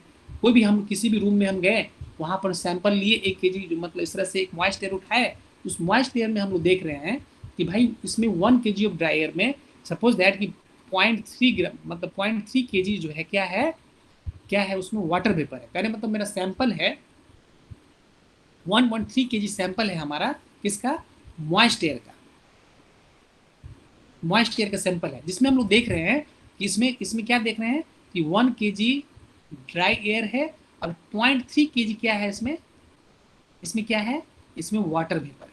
ठीक है, अब क्या कर रहे हैं इस एयर में हम लोग क्या कर रहे हैं, मॉइस्चर ऐड कर रहे हैं। इसमें मॉइस्चर क्या कर ऐड कर रहे हैं, तो लेट अस सपोज मॉइस्चर जो ऐड किए, तो ये हमारा क्या हो गया, ये एम भी है ना, क्योंकि 1 kg ड्राई एयर में कितना है, 0.3 kg ऑफ ड्राई एयर है, इसको हम एम भी बोल रहे हैं। अब उसमें मॉइस्चर जो ऐड किए, तो मान के चल रहे हैं कि ये 0.5 kg मैक्सिमम जो है, हमको ग्राम और इसमें वाटर वेपर यहाँ ऐड किए, तो अब ये मैक्सिमम लिमिटेशन है कि नहीं, आप 1 kg ड्राई एयर में अब ज्यादा वाटर वेपर एब्जॉर्ब नहीं कर सकता है। तो इसको हम लोग बोलते हैं मास of vapour under saturation condition. जो क्या बोलते हैं, मास of vapour under saturation condition. तो कहने का मतलब एम भी क्या हो गया कि मास ऑफ वेपर किसी मोमेंट में 1 kg ड्राई एयर में कितना मास वेपर है, और MBS क्या हो गया, mass of vapour under saturation condition. भाई ये मैक्सिमम वो जो वेपर जो है, ये मैक्सिमम क्वांटिटी ऑफ वेपर है जो कि 1 kg ऑफ ड्राई एयर में ये एब्जॉर्ब हो सकता है। इसी रेशियो को हम लोग बोलते हैं relative humidity. This is called relative humidity. तो कहने मतलब रिलेटिव ह्यूमिडिटी क्या है, it is defined the ratio of mass of vapour to the mass of vapour under saturation condition. समझ रहे हो, समझ रहे हो, समझ रहे हो, ये क्लियर है कि नहीं? Mass of yes vapour, sir. Mass of vapour under saturation condition. Yes, mass of vapour मतलब क्या होगा, किसी इंस्टेंट में भैया यहाँ पर मास ऑफ वेपर 1 kg ड्रायर में यहाँ पर 300 ग्राम वाटर वेपर है, सपोज दैट, मान के चलते हैं, या पॉइंट उसमें 30 ग्राम वाटर वेपर है। अब 1 kg ड्रायर कितना उसमें वाटर वेपर और ले सकता है, तो मान के चलते 20 ग्राम से ज्यादा आप नहीं लगते भैया आपका, हम 1 kg ड्रायर में 50 ग्राम से आप डाल नहीं जाते, तो वो जो 20 ग्राम और ऐड कर दिए तो फाइनल वो हो गया MBS। इसी रेशियो को हम लोग बोलते हैं, क्या बोलते हैं हम लोग बोलते हैं रिलेटिव ह्यूमिडिटी। तो relative humidity is the ratio of mass of vapour to the mass of vapour under saturation condition. चलिए ये बेसिक डिफिनेशन, इसको ध्यान रखते हुए इसको याद रखना है, पहले समझ लेना है, समझ सब चीज को तुम याद करते हो, याद रखना है, तुम सब चीज को याद करते हो, लेकिन कोई चीज तुम समझ के याद करोगे तो वो तुम्हारे ब्रेन में काफी दिनों तक रहेगा, एक लंबे समय तक उस चीज को तुम याद रख सकते हो। लेकिन किसी चीज को तुम डायरेक्टली याद कर लोगे तो वो कुछ दिनों के बाद वो तुम्हारे दिमाग से निकल जाएगा। तो साइंस का मतलब ही होता है कि समझो, साइंस को क्या करना है, पहले कोई भी साइंस तुम पढ़ते हो तो पहले उसको समझना होता है, पहले उसको अंडरस्टैंड करो, अंडरस्टैंड करने के बाद तुम उसको याद करो। सब चीज को तुम याद ही करते हो, लेकिन एक अंडरस्टैंडिंग के द्वारा समझ के याद करोगे, एक हमेशा के लिए तुम्हारे दिमाग में एक इम्पैक्ट। तो कैसे बोलते हैं कि शॉर्ट टर्म मेमोरी से लॉन्ग टर्म मेमोरी में 2 पार्ट होता है, शॉर्ट टर्म मेमोरी होता है और एक लॉन्ग टर्म मेमोरी होता है।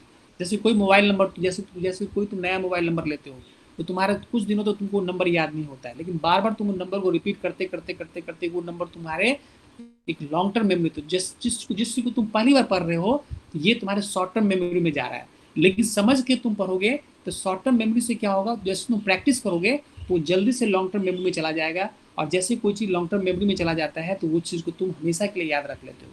तो इसीलिए, लेकिन तुम ऐसे डायरेक्टली तुम याद करोगे तो तुम्हारे शॉर्ट टर्म मेमोरी में सब कुछ आता है, लेकिन लॉन्ग टर्म मेमोरी में जाने में बहुत ज़्यादा मेहनत हो जाता है, तुम उसको शिफ्ट नहीं कर सकते हो, बहुत दिक्कतें हो जाती है, बहुत बार बार तुमको रटना पड़ेगा, तो कितना रटो, कितना याद किया सकता है, ऐसे नहीं करते हम लोग। तो कहने का मतलब है चीज़ों को समझ के पढ़ो। तो ये क्लियर है रिलेटिव ह्यूमिडिटी? बेसिक डिफिनेशन में तो कोई दिक्कत नहीं है,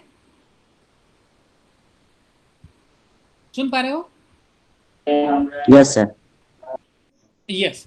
तो यहाँ पे क्या क्या हम लोग वेपर ऐड किए, तो अब क्या हो गया, ये MBS हो गया, मास ऑफ वेपर ऐड करने वाली MBS हो गया। तो जाहिर सी बात है कि भाई जब MB था तो प्रेशर यहाँ PV था, अब इसमें मैक्सिमम इसको क्वांटिटी वेपर ऐड कर दिए तो MBS हो गया, तो क्या हो गया, प्रेशर भी इसका चेंज हो जाएगा, PV से क्या होगा, यहाँ जो है ये जो है PVS हो जाएगा। तो इस कंडीशन में हम लोग कह सकते हैं, लेकिन वॉल्यूम और टेम्परेचर क्या है, कांस्टेंट है, हमेशा याद रखना है कि हमारा जो एयर कंडीशन सिस्टम है ना, उस सिस्टम में वॉल्यूम भी कांस्टेंट रखना है और टेम्परेचर भी, चूंकि ऑलरेडी टेम्परेचर कांस्टेंट रहेगा इसमें, और एक फिक्स क्वांटिटी हमारे रूम में जो एयर कंडीशनर इंस्टॉल्ड है तो हाँ वॉल्यूम भी कांस्टेंट है। अब चलो इस दोनों में क्या करते हैं हम लोग, यूज करते हैं आइडल गैस इक्वेशन।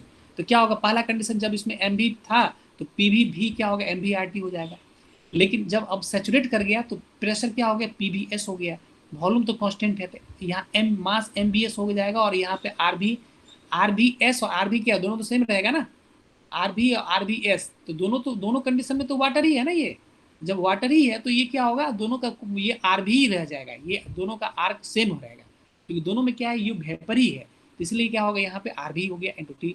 तो अब क्या कर रहे हैं हम लोग, ये इक्वेशन 1 है और ये इक्वेशन 2 है, अब इस दोनों इक्वेशन को क्या करें हम लोग, डिवाइड कर ले रहे हैं। इस इक्वेशन को यदि हम डिवाइड करेंगे तो यहाँ पे क्या देख रहे हैं, इक्वेशन को यदि डिवाइड कर रहे हैं तो क्या हम लोग देख रहे हैं, जब डिवाइड करेंगे तो क्या होगा, यहाँ फिर से वॉल्यूम यहाँ पे कैंसिल हो जाएगा, टेम्परेचर कैंसिल हो जाएगा, और R भी कैंसिल हो जाएगा, क्योंकि दोनों वाटर वेपर ही है, इसलिए R दोनों का सेम रहेगा। तो MB बाय MBS क्या हो जाएगा, PV बाय PVS हो जाएगा। ये भी बहुत इंपॉर्टेंट इक्वेशन है कि relative humidity is the ratio of mass of vapour to the mass of vapour to the mass of vapor to the mass of vapor under saturation condition, mass of vapor to the mass of vapor under saturation condition, and this is also defined as partial pressure of vapor to the partial pressure of vapor under saturation condition. This is our basic formula of this relative humidity। तो कहने का मतलब relative humidity को हम लोग यहाँ से समझे, क्लियर है? रिलेटिव ह्यूमिडिटी क्या होगा, MV by MS, and this is also defined as PV by PBS। Is it clear? समझ में आ रहा है? Yes sir. यस। तो इसका तुम अब तुम समझ सकते हो। इसको हम लोग क्या करते हैं, इसको हम लोग परसेंटेज में दिखाते हैं। हमेशा हम लोग बोलते हैं कि 70% रिलेटिव ह्यूमिडिटी है। तुम देखते होगे, अभी तुम डालोगे मोबाइल में, तुम यहाँ पर चेक करो अपनी जगह का, तुम्हारा रिलेटिव ह्यूमिडिटी क्या है तुम्हारे प्लेस का। तो उस हमेशा वो रिलेटिव ह्यूमिडिटी क्या बताए, उसमें तुम्हारा 70%, 80%, 90%। बहुत ज़्यादा ह्यूमिड क्लाइमेट होगा ना, बहुत ज़्यादा ह्यूमिड क्लाइमेट होगा तो वो काफ़ी 60% जो है ना, उसका एक स्टैंडर्ड वैल्यू होता है। 60% RH स्टैंडर्ड वैल्यू होता है। 60% से ज़्यादा यदि RH होगा तो क्या होगा, क्लाइमेट क्या होगा, ह्यूमिड क्लाइमेट हो जाएगा। क्लाइमेट क्या होगा, ह्यूमिड क्लाइमेट हो जाएगा, ह्यूमिड क्लाइमेट। लेकिन 60% से कम होगा तो क्या होगा, ड्राई क्लाइमेट होगा, ड्राई क्लाइमेट होता है। तो एयर कंडीशनर में हमेशा हम लोग 50 डिग्री इसको लेकर चलते हैं, 50 से 60 डिग्री रखते हैं। तो कहने का मतलब ये है कि रिलेटिव ह्यूमिडिटी जो है क्या होता है, जब रिलेटिव ह्यूमिडिटी को बढ़ा देंगे तो क्या होगा, रिलेटिव ह्यूमिडिटी को बढ़ाएंगे तो क्या होगा, वहाँ पे हम लोग जो है उस कंडीशन में क्या होता है, क्लाइमेट जो है ह्यूमिड होगा। लेकिन उसको कम रखेंगे तो क्या होगा, क्लाइमेट ड्राई रहेगा। तो इस तरीके से हम लोग यहाँ पे देखते हैं, यहाँ पर रिलेटिव ह्यूमिडिटी को हम लोग देखें तो इसको किस में दिखाएंगे हम लोग, रिलेटिव ह्यूमिडिटी को परसेंटेज में दिखाएंगे। इसको हम लोग हमेशा रिलेटिव ह्यूमिडिटी को हम लोग परसेंटेज में दिखाते हैं, डिनोटेड इन परसेंटेज। ठीक है, चलो इस स्लाइड में जो है ना, ये पेज चेंज हो गया, ये काफी आगे का पेज पे चला गया है, इसलिए हम दूसरा स्लाइड में हम लोग चल रहे हैं।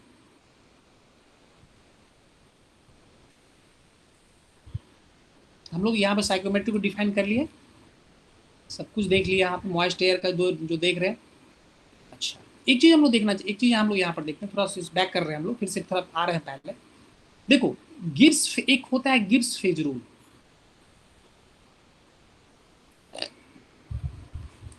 ये क्या होता है, P+F C+2 फॉर्मूला होता है। P+F C+2। यहाँ पे P जो है ये फेज है, F जो है डिग्री ऑफ फ्रीडम का नाम सुने होगा, डिग्री ऑफ फ्रीडम है, और C जो है ये कंपोजिशन है, कंपोजिशन है। तो कहने क्वेश्चन यहाँ पे ये होता है कि मॉइस्ट एयर का डिग्री ऑफ फ्रीडम क्या होगा, मॉइस्ट एयर का डिग्री ऑफ फ्रीडम क्या होगा, क्वेश्चन यहाँ पे ये उठता है। तो देखो इसको हम निकाल सकते हैं। तो चूंकि क्या है ना, मॉइस्ट एयर जो है वो क्या है, सिंगल फेज में है। मॉइस्ट एयर क्या होता है, सिंगल फेज में होता है। मतलब ये हमेशा क्या होगा, वाटर और वेपर के फॉर्म होता है। वाटर प्लस ये वाटर वेपर प्लस ये ड्राई एयर, ये सिंगल फेज में रहता है। तो इस कंडीशन में मॉइस्ट एयर का पी क्या हो जाएगा, ये सिंगल फेज है। हमको डिग्री ऑफ फ्रीडम निकालना है। ठीक है, कंपोजिशन यहाँ क्या है, कंपोजिशन यहाँ पर 2 है। क्यों, क्योंकि एक कंपोजिशन 2 क्यों है, क्योंकि एक ड्राई पार्ट है और दूसरा वाटर वेपर है। तो कहने का मतलब ये हो गया कि इसमें हमारा फेज सिंगल फेज है। क्योंकि मॉइस्ट एयर जो तो हम लोग देखते हैं वो क्या सिंगल फेज में रहता है। डिग्री ऑफ फ्रीडम हमको निकालना है, अब इस इक्वेशन में तुम यहाँ पर तुम पुट कर दो P+F=Cl2। तो P यहाँ सिंगल फेज है, C का F हमको निकालना, डिग्री ऑफ फ्रीडम निकालना है, कंपोजिशन यहाँ 2 है, तो 2+2 तो मतलब F क्या हो गया, 3 हो गया। तो कहने का मतलब ये हो गया कि मॉइस्ट एयर का डिग्री ऑफ फ्रीडम क्या होगा, डिग्री ऑफ फ्रीडम क्या हो जाएगा, 3 हो जाएगा। क्वेश्चन पूछा जाता है कि भैया मॉइस्ट एयर का, ऑब्जेक्टिव में क्वेश्चन पूछा जाता है degree of freedom moist air कितना हो जाएगा, 3 हो जाएगा। तो यहाँ पर लिखा हुआ है। चलो ठीक है, हम लोग आगे बढ़ते हैं। तो प्रॉपर्टीज ऑफ मॉइस्ट एयर में हम लोग क्या क्या देख लिए, हम लोग स्पेसिफिक ह्यूमिडिटी देख लिए है ना, ये चीज हम लोग देख लिए हैं।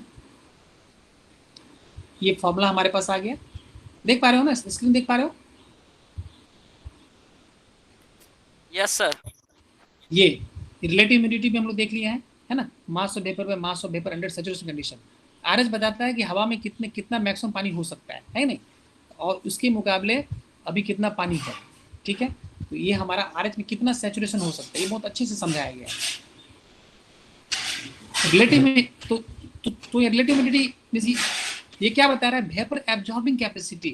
देखो अब सवाल यहाँ पे ये होता है कि भाई रिलेटिव स्पेसिफिक ह्यूमिडिटी को हम लोग क्या देख रहे हैं, स्पेसिफिक ह्यूमिडिटी को हम लोग ओमेगा से डिनोट किए, रिलेटिव ह्यूमिडिटी को हम लोग फाई से डिनोट किए।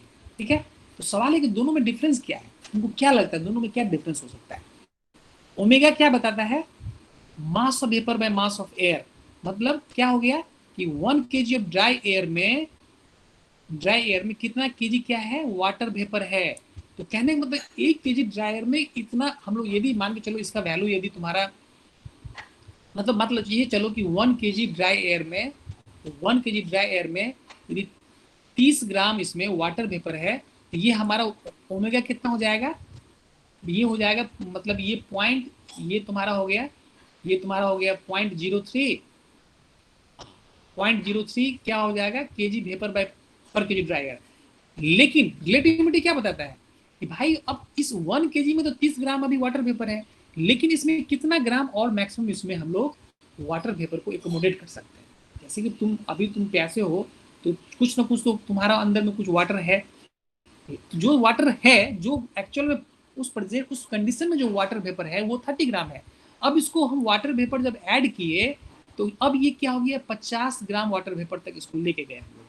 तो बेसिकली रिलेट स्पेसिफिक ह्यूमिडिटी क्या बताता है कि कितना उसमें वाटर वेपर है उस मोमेंट में, किसी पर्टिकुलर मोमेंट में 1 केजी ऑफ ड्रायर में कितना ग्राम वाटर वेपर है, ये बताता है स्पेसिफिक ह्यूमिडिटी। और रिलेटिव ह्यूमिडिटी क्या बताता है कि भाई 1 केजी ड्रायर में कितना मैक्सिमम इसमें वाटर वेपर उसमें और डाला जा सकता है, कितना वाटर वेपर को हम लोग उसमें स्टोर रख सकते हैं। समझ रहे हो कि नहीं? रिलेटिव ह्यूमिडिटी क्या बताता है, तो स्पेसिफिक ह्यूमिडिटी क्या बताता है, देखो यहाँ लिखा हुआ है relative humidity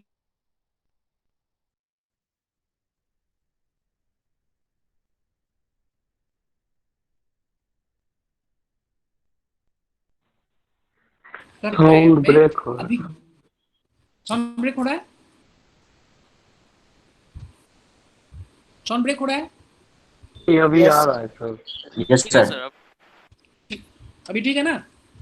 yes sir. Yes हाँ, तो स्पेसिफिक ह्यूमिडिटी तुमको क्या बता रहा है कि भाई अभी प्रेजेंटली हमारे रूम में 1 केजी ऑफ ड्रायर में 30 ग्राम वाटर वेपर है, तो ये बताया कि उस मोमेंट में किसी पर्टिकुलर मोमेंट में कितना ग्राम वाटर वेपर है।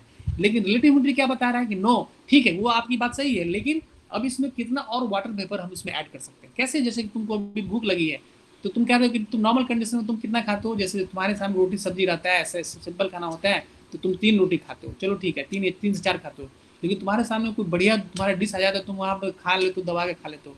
तो कहने मतलब वो क्या हो गया कि तुम कितना मैक्सिमम ले सकते हो, तुम्हारा अभी तुम राइट किसी प्रेजेंट में किसी पर्टिकुलर मोमेंट में 1 केजी ऑफ ड्रायर में अभी 30 ग्राम वाटर वेपर है, लेकिन उसमें कितना और उसमें डाला जा सकता है मैक्सिमम, तो वो बताता है क्या, रिलेटिव ह्यूमिडिटी बताता है।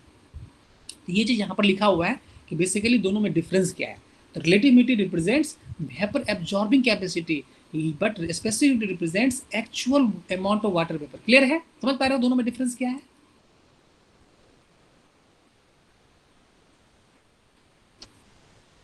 क्लियर है, सुन पा रहे हो? Yes sir. यस। तो अब इस रिलेटिव ह्यूमिडिटी में मैक्सिमम जो होता है रिलेटिव ह्यूमिडिटी 100% तक जा सकता है। रिलेटिव ह्यूमिडिटी मैक्सिमम कितना जा सकता है, क्योंकि ये क्या होता है MV बाय MBS होता है, तो रिलेटिव ह्यूमिडिटी मैक्सिमम कितना हो सकता है 100% तक जा सकता है। चलो ये हमारा हो गया, हम 2 प्रॉपर्टी को देखें। पहला सबसे पहले हम लोग क्या देखे, हम लोग सबसे पहले देखे कि एयर कंडीशनिंग के बारे में समझे कि आखिर एयर कंडीशनिंग क्या होता है। तो एयर कंडीशनिंग क्या है, यहाँ पे बेसिकली 4 पैरामीटर कंट्रोल करता है, temperature, humidity, motion and purity of air. इसको हम लोग पहले समझे कि भाई इस एयर कंडीशनिंग सिस्टम में बेसिकली होता क्या है। अब एयर कंडीशनिंग सिस्टम में आके इस मॉइस्ट एयर का जो एक्चुअली जो टेम्परेचर है, ह्यूमिडिटी, ये किसका है, ये मॉइस्ट एयर का प्रॉपर्टी है, मॉइस्ट एयर का। तो अब हम लोग आगे मॉइस्ट एयर के बारे में देखते हैं। मॉइस्ट एयर में बेसिकली 2 पार्ट था, ड्राई पार्ट था और वाटर वेपर था। तो इसके आधार पर मॉइस्ट एयर को हम लोग यहाँ पर डिफाइन किए।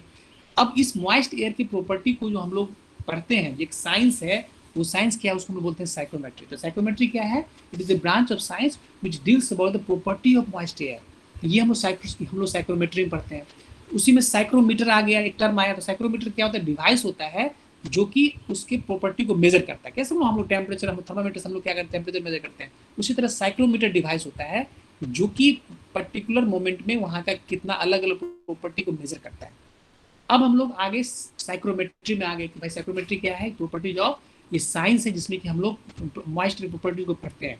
अब मॉइस्ट एयर का अलग अलग प्रॉपर्टी है, तो उस प्रॉपर्टी हम 2 प्रॉपर्टी को देखे, एक देखे स्पेसिफिक ह्यूमिडिटी देखे और दूसरा हम लोग रिलेटिव ह्यूमिडिटी को देखे। क्लियर है, यहाँ तक तो कोई डाउट नहीं है?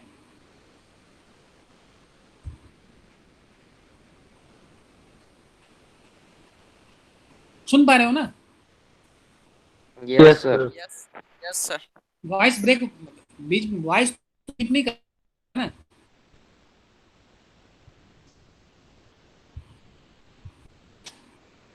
वॉइस तो बीच में ब्रेक नहीं हो रहा है ना, ये पूछ रहे हैं। कभी कभी सर हो जाता है। तो वीडियो ऑफ कर लेता हूँ, ये वीडियो ऑन है ना, इसीलिए हो सकता है।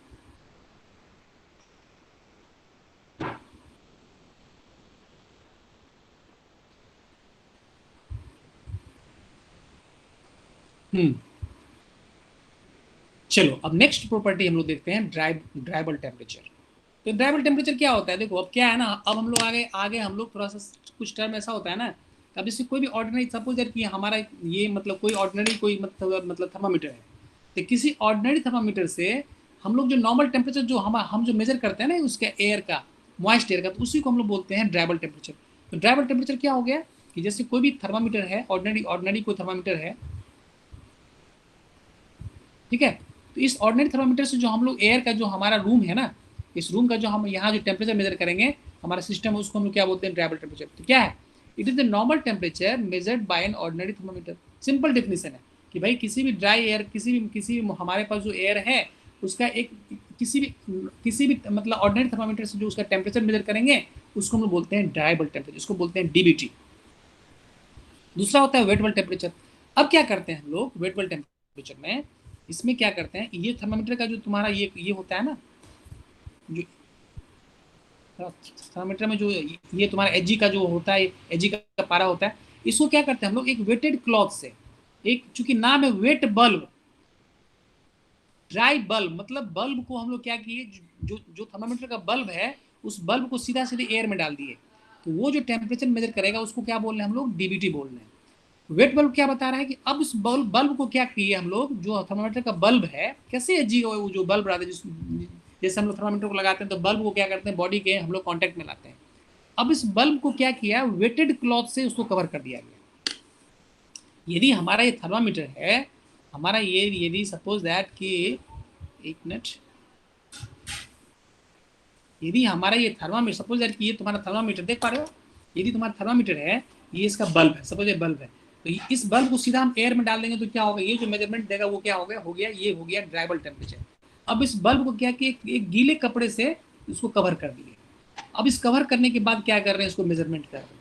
तो ये जो कवर को जो हम लोग, जो बल्ब को जो हम वेटेड, किसी वेटेड क्लॉथ से जो कवर कर दिए, तो अब जो इसका टेम्परेचर देगा वो क्या बताएगा, वेटेबल टेम्परेचर बताएगा। इसीलिए बोलते हैं वेट बल्ब, बल्ब को कवर कर दिया गया किससे, वेटेड क्लॉथ, वेटेड क्लॉथ से इसको कवर कर दिया गया, तो इसको हम लोग बोलते हैं वेटेबल टेम्परेचर। देखो यहाँ पर लिखा हुआ है, wet bulb temperature is the temperature when wet cloth which can be attained as the wet cloth downs the presence of air. It is the minimum temperature of which air can be cooled in the desert cooler. कहने का मतलब बताएंगे, इसको हम लोग आगे पढ़ेंगे।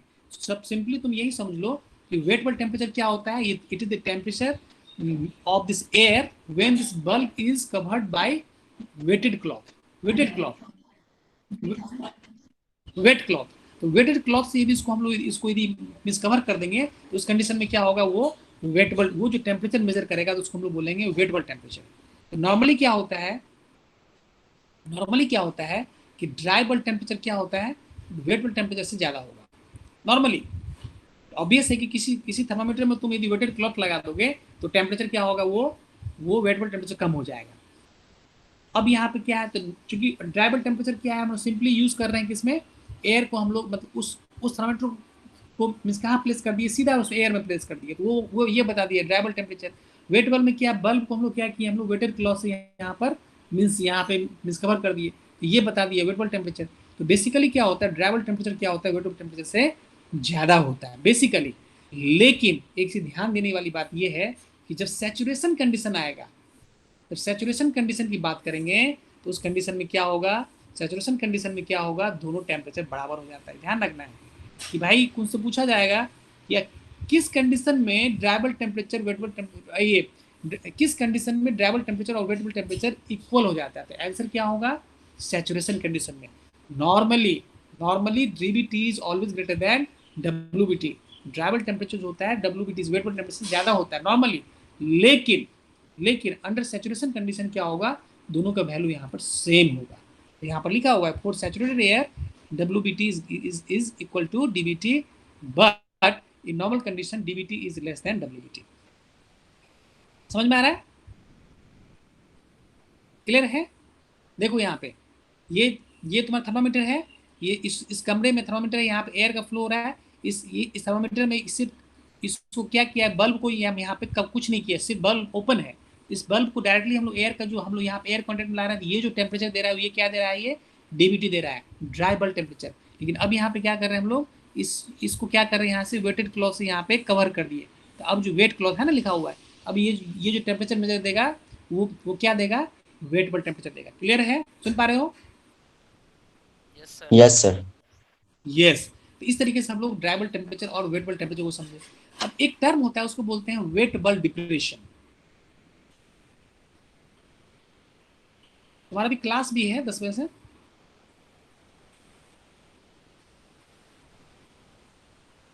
अभी क्लास भी है 10 बजे से तुम्हारा? सर आपका क्लास है आज 10 बजे से। तो मेरा ही क्लास था आज 10 बजे से। Yes sir. Okay, yes 9:45 calendar सही बता रहा है। चलो, तो कहने का मतलब ये हो गया कि वेट बल डिप्रेशन। तो वेट बल, अब एक टर्म तो सबसे पहले हम लोग देखें ड्राई बल टेम्परेचर, देखें। दूसरा देखें वेट बल टेम्परेचर। हम ये भी कह रहे हैं कि ड्राई बल टेम्परेचर हमेशा वेट बल से ज़्यादा होगा, ये हमारा जनरल एजुकेशन है। लेकिन वो दोनों इक्वल कब हो जाएगा, जब सैचुरेशन कंडीशन की बात होगी तब। जब सैचुरेशन कंडीशन में दोनों का वैल्यू सेम हो जाएगा। लेकिन नॉर्मल कंडीशन में ज़्यादा कौन है, ज़्यादा है तुम्हारा ड्राइबल टेम्परेचर, ज़्यादा ड्राइबल टेम्परेचर है। और छोटा कौन से में, स्मॉलर कौन है, यहाँ डब्ल्यू टेम्परेचर है। दोनों का जो डिफरेंस होगा ना, इसी को बोलते हैं वेट बल्ब डिप्रेशन। इसको क्या बोलते हैं, वेट बल्ब डिप्रेशन। तो देखो यहाँ पर लिखा हुआ है कि वेट बल्ब डिप्रेशन क्या होता है, dribble temperature minus weight bulb temperature. Clear है? अब सवाल ये उठता है कि क्वेश्चन ये उठता है कि किस कंडीशन में वेट बल्ब डिप्रेशन 0 होगा, बताओ किस कंडीशन में वेट बल्ब डिप्रेशन, जो wet bulb depression saturation condition में क्या होगा, वेट बल्ब डिप्रेशन क्या होगा, ये जो है 0 हो जाएगा। क्योंकि हम लोग कह रहे हैं सैचुरेशन कंडीशन में क्या होगा, दोनों का वैल्यू सेम हो जाता है। तो इस कंडीशन में हम लोग ये कह सकते हैं कि वेट बल्ब डिप्रेशन जो होगा, ये मतलब जो है सैचुरेशन कंडीशन में क्या हो जाएगा, इसका वैल्यू 0 हो जाएगा। क्लियर है? क्लियर है?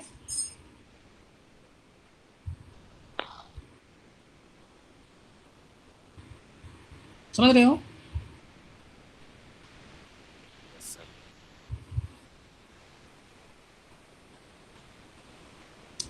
देख पा रहे हो, स्क्रीन देख पा रहे हो?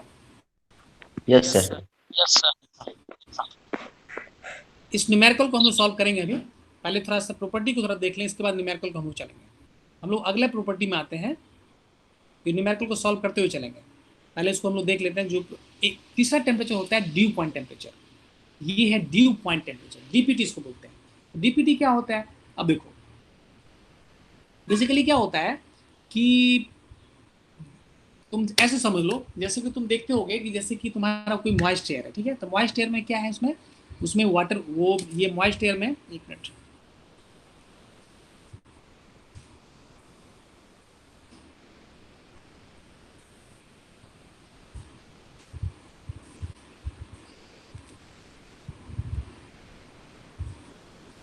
मॉइस्ट एयर बेसिकली क्या होता है, हाँ हम लोग मॉइस्ट एयर की बात कर रहे हैं। तो जैसे कि तुम मान के चलो कि ठंड के दिनों में तुम देख लो, ठंड के दिनों में तुम जैसे तुम देखते हो टेम्परेचर क्या होता है, एयर उसका सराउंडिंग का टेम्परेचर वहाँ पे कम होता है। अब तुम देखते होगे कि मिनिमम टेम्परेचर कहीं भी किसी भी सिटी में, चाहे गर्मी के दिनों हो चाहे ठंड के दिनों में, तुम देखते हो कि तुम गूगल में टाइप करो कि मैक्सिमम टेम्परेचर ऑफ, तुम जहाँ भी हो, मैक्सिमम टेम्परेचर ऑफ पूर्णिया या मैक्सिमम टेम्परेचर ऑफ वो करके मिनिमम टेम्परेचर तो तुमको बता देगा कि पर्टिकुलर डेट में मैक्सिमम टेम्परेचर कितना है और मिनिमम टेम्परेचर कितना है, ये तुमको बता देगा, गूगल तुमको बता देगा। तो कहने का मतलब है किसी भी सिटी में, किसी भी समय में, किसी भी क्लाइमेट में 2 टेम्परेचर होता है, एक मैक्सिमम टेम्परेचर होता है और एक मिनिमम टेम्परेचर होता है। तो मैक्सिमम टेम्परेचर हमेशा दिन के 2 और 3 के बीच, ध्यान रखना है, दिन के दोपहर के 2 और 3 के बीच जो टेम्परेचर मेजरमेंट होगा वो मैक्सिमम टेम्परेचर होता है दोपहर के। लेकिन वही मिनिमम टेम्परेचर जो होता है वो सुबह के 2 और 3 के बीच, समझ रहे हो ना, जो रात के मतलब 3 बजे सुबह में, ये समझ लो कि 2 और 3 के बीच मॉर्निंग में वो जो टेम्परेचर मेजर करेगा वो क्या होता है, मिनिमम टेम्परेचर होता है। तो मैक्सिमम मिनिमम टेम्परेचर समझ में आ रहा है, दिन में 2 और 3 के बीच क्या होगा, वो मैक्सिमम टेम्परेचर सबसे ज़्यादा हॉट होता है। लेकिन वही सुबह के जो तुम्हारा 2 और 3 के बीच क्या होता है, टेम्परेचर जो होगा वो क्या होगा, वो मिनिमम टेम्परेचर होता है। तो देखो, तो मिनिमम टेम्परेचर का देखो, तुम ठंड के दिनों में देखते होगे कि ऐसे तो तुम देखते हो कि चलो कुहासा है ऐसे करके जैसे, लेकिन टेम्परेचर मिनिमम कब हुआ? सुबह 2 और 3 के बीच। तो उस पीरियड में क्या होता है ना कि जब एयर का टेम्परेचर कुछ ऐसे टेम्परेचर पहुंच गया, ऑलरेडी हम लोग क्या कर रहे हैं कि वाटर वेपर में क्या है, इसमें मॉइस्चर में क्या है, उसमें ड्राई एयर है और वाटर वेपर, ये हम लोग कह रहे हैं। तो ये वाटर वेपर आखिर किस टेम्परेचर पे सेपरेट हुआ? जैसे टेम्परेचर को यदि हम उस मॉइस्चर को टेम्परेचर को डिक्रीज करेंगे तो डिक्रीज होते होते तो क्या होगा, जो वाटर वेपर क्या होगा, वाटर वेपर क्या होगा, वाटर वेपर पहले वो क्या होगा, यदि सुपर हीटेड कंडीशन में है तो क्या होगा, वाटर वेपर डिक्रीज करके क्या होगा, वो पहले सैचुरेट करेगा, सैचुरेट करने के बाद क्या होगा, फिर से लेटेंट हीट को रिलीज करेगा, फिर जब सैचुरेटेड लिक्विड में आ जाएगा तब जाके वो लिक्विड में कन्वर्ट होगा। समझ रहे हो हमारे कहने का एसेंस? आगे प्रॉपर्टी ऑफ सब्सटेंस हम लोग क्यों पढ़े थे, उसका कंसेप्ट यहाँ पे है। सपोज दैट कि वाटर यहाँ पे, वाटर वेपर यहाँ पे सुपर हीटेड कंडीशन में है, ठीक है। अब इसको क्या कर रहे हैं हम लोग, ठंडा हो रहा है, टेम्परेचर सुबह के, सपोज दैट कि सुबह में हम लोग देखते हैं कि सुबह में या कोई भी टेम्परेचर यहाँ पे डिक्रीज कर रहे हैं, तो सुपर हीटेड कंडीशन से क्या होगा, पहले ये वेपर क्या होगा, पहले सैचुरेट कंडीशन में आएगा, ये क्या होगा, सैचुरेटेड कंडीशन में आएगा। सैचुरेटेड कंडीशन के बाद क्या होगा, अभी जैसे और ठंडा करेंगे तो क्या होगा, ये लेटेंट हीट क्या करेगा, यहाँ से ये रिलीज करेगा, क्योंकि ठंडा कर रहे हैं ना, तो कोल्ड कर रहे हैं तो ठंडा ये रिलीज करेगा। जब इस पॉइंट पे आ जाएगा तो क्या होगा, ये अब ये वाटर में कन्वर्ट होगा, और वाटर और टेम्परेचर रिलीज करेंगे तो क्या होगा, ये सब कूल्ड जोन में आएगा, और सब कूल्ड जोन में जब आ जाएगा तब जाके ये वाटर के फॉर्म में लिबरेट हो जाएगा। मतलब यहाँ से वाटर जो है ना शुरू हो गया, यहाँ से क्या हो गया, वाटर जो है यहाँ से स्टार्ट हो गया। तो कहने का मतलब सुबह में जो मॉर्निंग जो आखिर इसका नाम ड्यू पॉइंट टेम्परेचर क्यों है, जरा वर्ड को ध्यान में, ड्यू पॉइंट, ड्यू मतलब क्या हो गया, ये वैसा टेम्परेचर है जिस टेम्परेचर पे वाटर वेपर जो है ना ड्राई एयर से सेपरेट हो जाता है।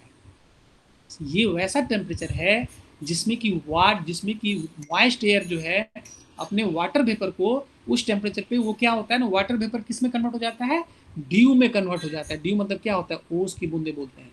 It is that temperature at which this moist air liberates water vapour, this moist air liberates water vapour in the form of water, in the form of due.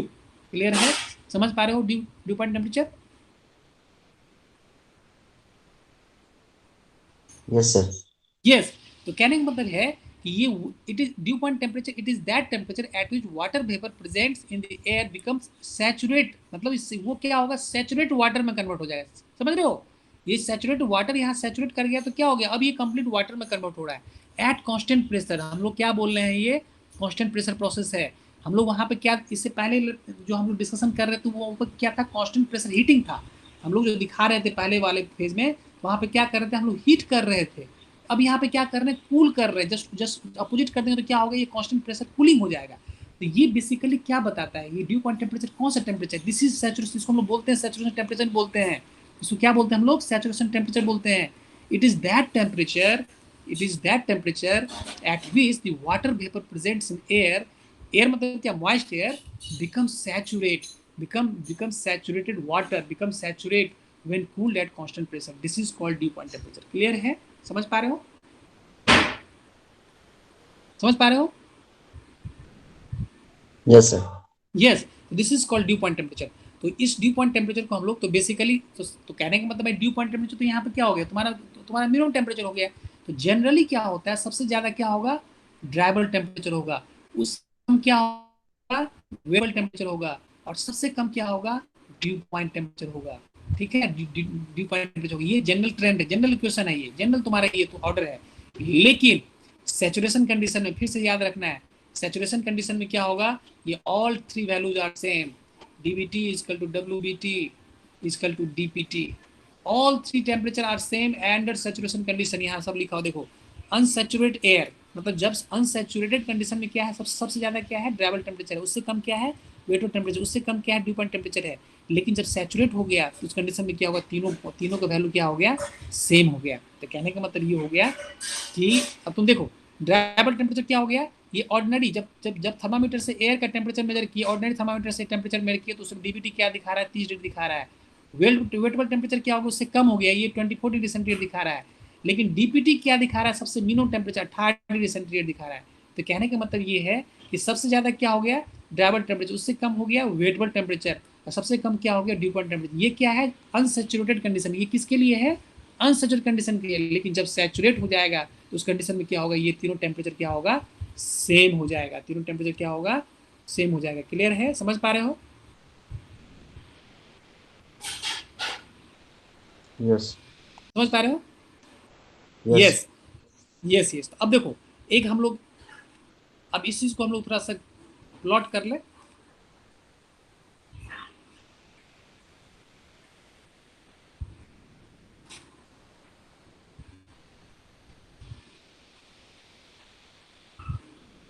तीन temperature है,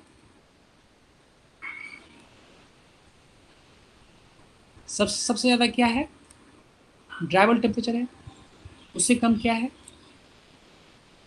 wet bulb temperature है, सबसे कम क्या है, D point temperature है। ठीक है, D point temperature. अब देखो एक्चुअली क्या होता है ना, हम लोग जो है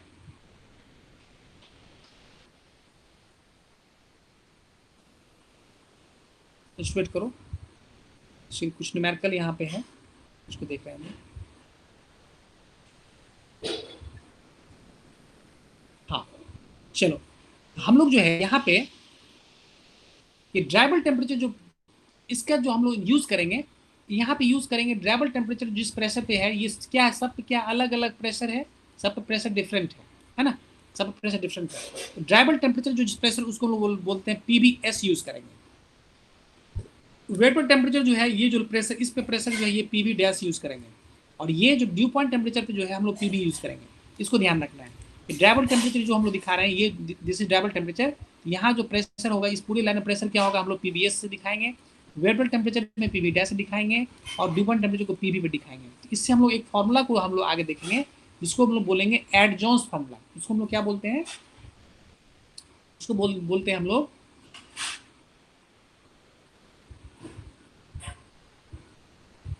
एडजॉन्स फॉर्मूला, हम लोग आगे देखेंगे।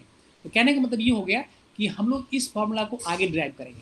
तो बेसिकली यहाँ पर तीन प्रेशर हो गया, तो यहाँ पर तुम्हारा पीबीएस क्या हो गया, ये क्या हो गया, मतलब ये partial pressure corresponding to dry bulb temperature, this is the partial pressure corresponding to dry bulb temperature. ये तो पीबी डैश क्या हो गया, partial pressure of vapour corresponding to wet bulb temperature, और पीबी क्या हो गया, partial pressure of vapour corresponding to dew point temperature. Clear है?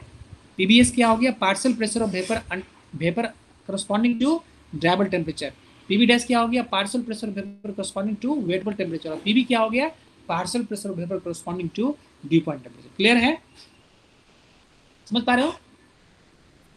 Yes yes. अब देखो,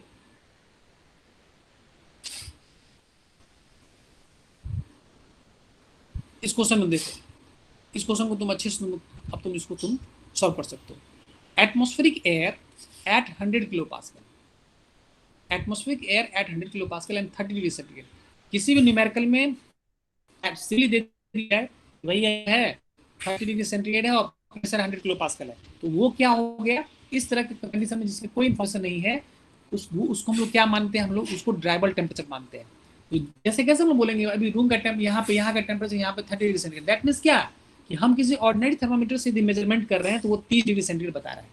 तो उसी तरह से क्या बता रहा है कि atmospheric air at 100 kilo pascal and atmospheric air की बात हो रही है यहाँ पे, दैट मीन्स ये क्या हो गया, ये ड्राइबल टेम्परेचर हो गया। ये क्या हो गया, ड्राइबल टेम्परेचर हो गया। तो atmospheric air at 30 degree centigrade and 100 kilo pascal, that means ये 30 डिग्री सेंटीग्रेड क्या है, यहाँ पे ड्राइबल टेम्परेचर है, और ये प्रेशर क्या है यहाँ पे 100 किलो पास्कल, यहाँ पे क्या हो गया प्रेशर, ये जो है ये क्या हो गया, एटमॉस्फेरिक प्रेशर है। ठीक है, ये तुम्हारा एटमॉस्फेरिक प्रेशर है, has relative humidity of 70%। Question में कि टोटल प्रेशर एटमॉस्फेरिक एयर का प्रेशर, ये टोटल प्रेशर है एटमॉस्फेरिक एयर का, टोटल प्रेशर कितना है 100 किलो पास्कल है, ड्राइबल टेम्परेचर कितना है 30 डिग्री सेंटीग्रेड है, रिलेटिव ह्यूमिडिटी कितना है 70% है, क्वेश्चन में दिया हुआ है। Okay, the saturation pressure of water at 30 degree centigrade is 4.25 kilo pascal. Question में देखो, क्वेश्चन में दिया हुआ है कि saturation pressure of vapour eight 30 degree centigrade, इस 30 डिग्री सेंटीग्रेड पे जो प्रेशर है ना, हम लोग बात कर रहे थे ना, पीबीएस की बात कर रहे थे कि ड्राइबल टेम्परेचर के करस्पॉन्डिंग जो पार्शियल प्रेशर होगा, जो सैचुरेशन प्रेशर होगा, ये क्वेश्चन में दिया हुआ है 4.25 किलो पास्कल, ये क्वेश्चन में दिया हुआ है कि 30 डिग्री सेंटीग्रेड ड्राइबल टेम्परेचर के करस्पॉन्डिंग जो यहाँ पे जो पार्शियल प्रेशर ऑफ वेपर है वो क्या है 4.25 किलो पास्कल है। Then find the partial pressure of dry air. You have to find the partial pressure of dry air. That means we have to find PA. What you have to find? PA, partial pressure of dry air. ये चीज question में पूछा जा रहा है। तो सबसे पहले हम जानते हैं कि PT क्या होता है, टोटल प्रेशर क्या होता है, partial pressure of dry air plus partial pressure of water vapour होता है। तो हमको चाहिए क्या? PA। तो क्या हो गया? PT माइनस PB हो जाएगा, है कि नहीं? सुन पा रहे हो? Yes, sir. यस। तो PA चाहिए तो क्या होगा? PA क्या होगा? PT माइनस जो है PT माइनस PB हो जाएगा। PA क्या हो जाएगा? PT माइनस PB होगा। तो क्वेश्चन में PT दिया हुआ है, क्वेश्चन में PT कितना दिया हुआ है यहाँ पर देखो 100 किलो पास्कल। हमको PB निकालना है, यदि PB हमको मिल जाए तो भैया मेरा ये मींस क्वेश्चन मतलब इस न्यूमेरिकल मेरा सॉल्व होगा। तो PB कैसे मिलेगा? PB यहाँ से मिलेगा। फाई का वैल्यू क्या होता है हम जानते हैं, रिलेटिव ह्यूमिडिटी क्वेश्चन में दिया हुआ है 70%। तो phi is equal to PB by PBS। और यहाँ पे PB का यहाँ पे ये 70% दिया हुआ है, तो क्या होगा? PB क्या हो जाएगा? 0.7 इंटू 0.7 इंटू PBS हो जाएगा। तो यहाँ से PB क्या हो जाएगा? और PBS का वैल्यू न्यूमेरिकल में दिया हुआ है क्वेश्चन में। PBS कितना दिया हुआ? 4.25 किलो पास्कल दिया हुआ है। इसको मल्टीप्लाई कर देंगे तो क्या होगा? यहाँ से PB आ जाएगा। यहाँ से क्या आ जाएगा? PB आ जाएगा। PB आ गया तो यहाँ से तुम्हारा PA निकल जाएगा। जैसे तुम्हारे पास PB आ गया 2.975 किलो पास्कल हो गया, यहाँ से partial pressure of dry air हम लोग निकाल सकते हैं। This is equal to 100 minus 2.975, this is 97.025 kilo pascal. This is partial pressure of dry air. समझ रहे हो क्वेश्चन को? Yes. ये सिंपल न्यूमेरिकल है भाई। हमारे पास कोई एयर है, इस एटमॉस्फेरिक एयर का जो है टोटल प्रेशर यहाँ 100 किलो पास्कल है, और उसको मेजरमेंट किया ऑर्डिनरी थर्मामीटर से, तो टेम्परेचर कितना था? 30 डिग्री सेंटीग्रेड था। दैट मीन्स हमको हमारे पास ड्राइबल टेम्परेचर हमको दिया हुआ है, एंड रिलेटिव ह्यूमिडिटी 70%। इस क्वेश्चन में RH का वैल्यू 70% दिया हुआ है। अब ये ड्राइबल टेम्परेचर के करस्पॉन्डिंग सैचुरेशन प्रेशर जो है ये दिया हुआ है 4.25 किलो पास्कल, जो कि हम लोग अभी भी देखे हैं कि ड्राइबल टेम्परेचर के करस्पॉन्डिंग जो प्रेशर क्या है यहाँ PBS है। PBS का वैल्यू यहाँ पे क्वेश्चन में दिया हुआ है। This is 4.25 kilo pascal. Then you have to find the partial pressure of dry air. What you have to find? Partial pressure of dry air. तो बस कुछ नहीं करना है, फाई का वैल्यू दिया हुआ है, फाई से निकल गया PB निकल गया, उसको पुट कर दो PT equal to PB plus P, वहां से तुम्हारा PA निकल गया। क्लियर है? ठीक है? Yes, sir. Yes, sir. Yes. हाँ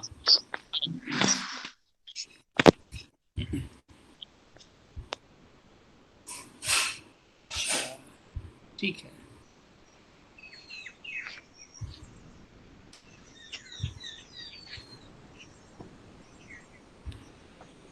तो एक काम हम लोग करते हैं, इस सेशन को भी यहीं पर हम लोग रोकते हैं। ठीक है? आज के लिए हमको लग रहा है कि काफ़ी है क्या? Yes, sir. हाँ, चीज़ों को क्या है ना कि चीज़ों को समझ के पढ़ना है, और बहुत इंटरेस्टिंग है। तो इस सेक्शन से तुम समझ लो, तुम्हारा कोई भी न्यूमेरिकल आएगा ना, इससे आना ही है एक न्यूमेरिकल। तो भाई इस पूरे साइकोमेट्री से मतलब तुम्हारा प्रॉपर्टी पे एक क्वेश्चन आ जाएगा, और उस पर एक न्यूमेरिकल आएगा इसी के साथ। एक न्यूमेरिकल फुल तुम्हारा कितने नंबर का न्यूमेरिकल होता है तुम लोगों का? पहला जो क्वेश्चन आता है देखिए, उसका क्वेश्चन बैंक देखो 14 नंबर का। यस MCQ रहता है। एक क्वेश्चन जो आता है उसमें कन्वेंशनल जो आता है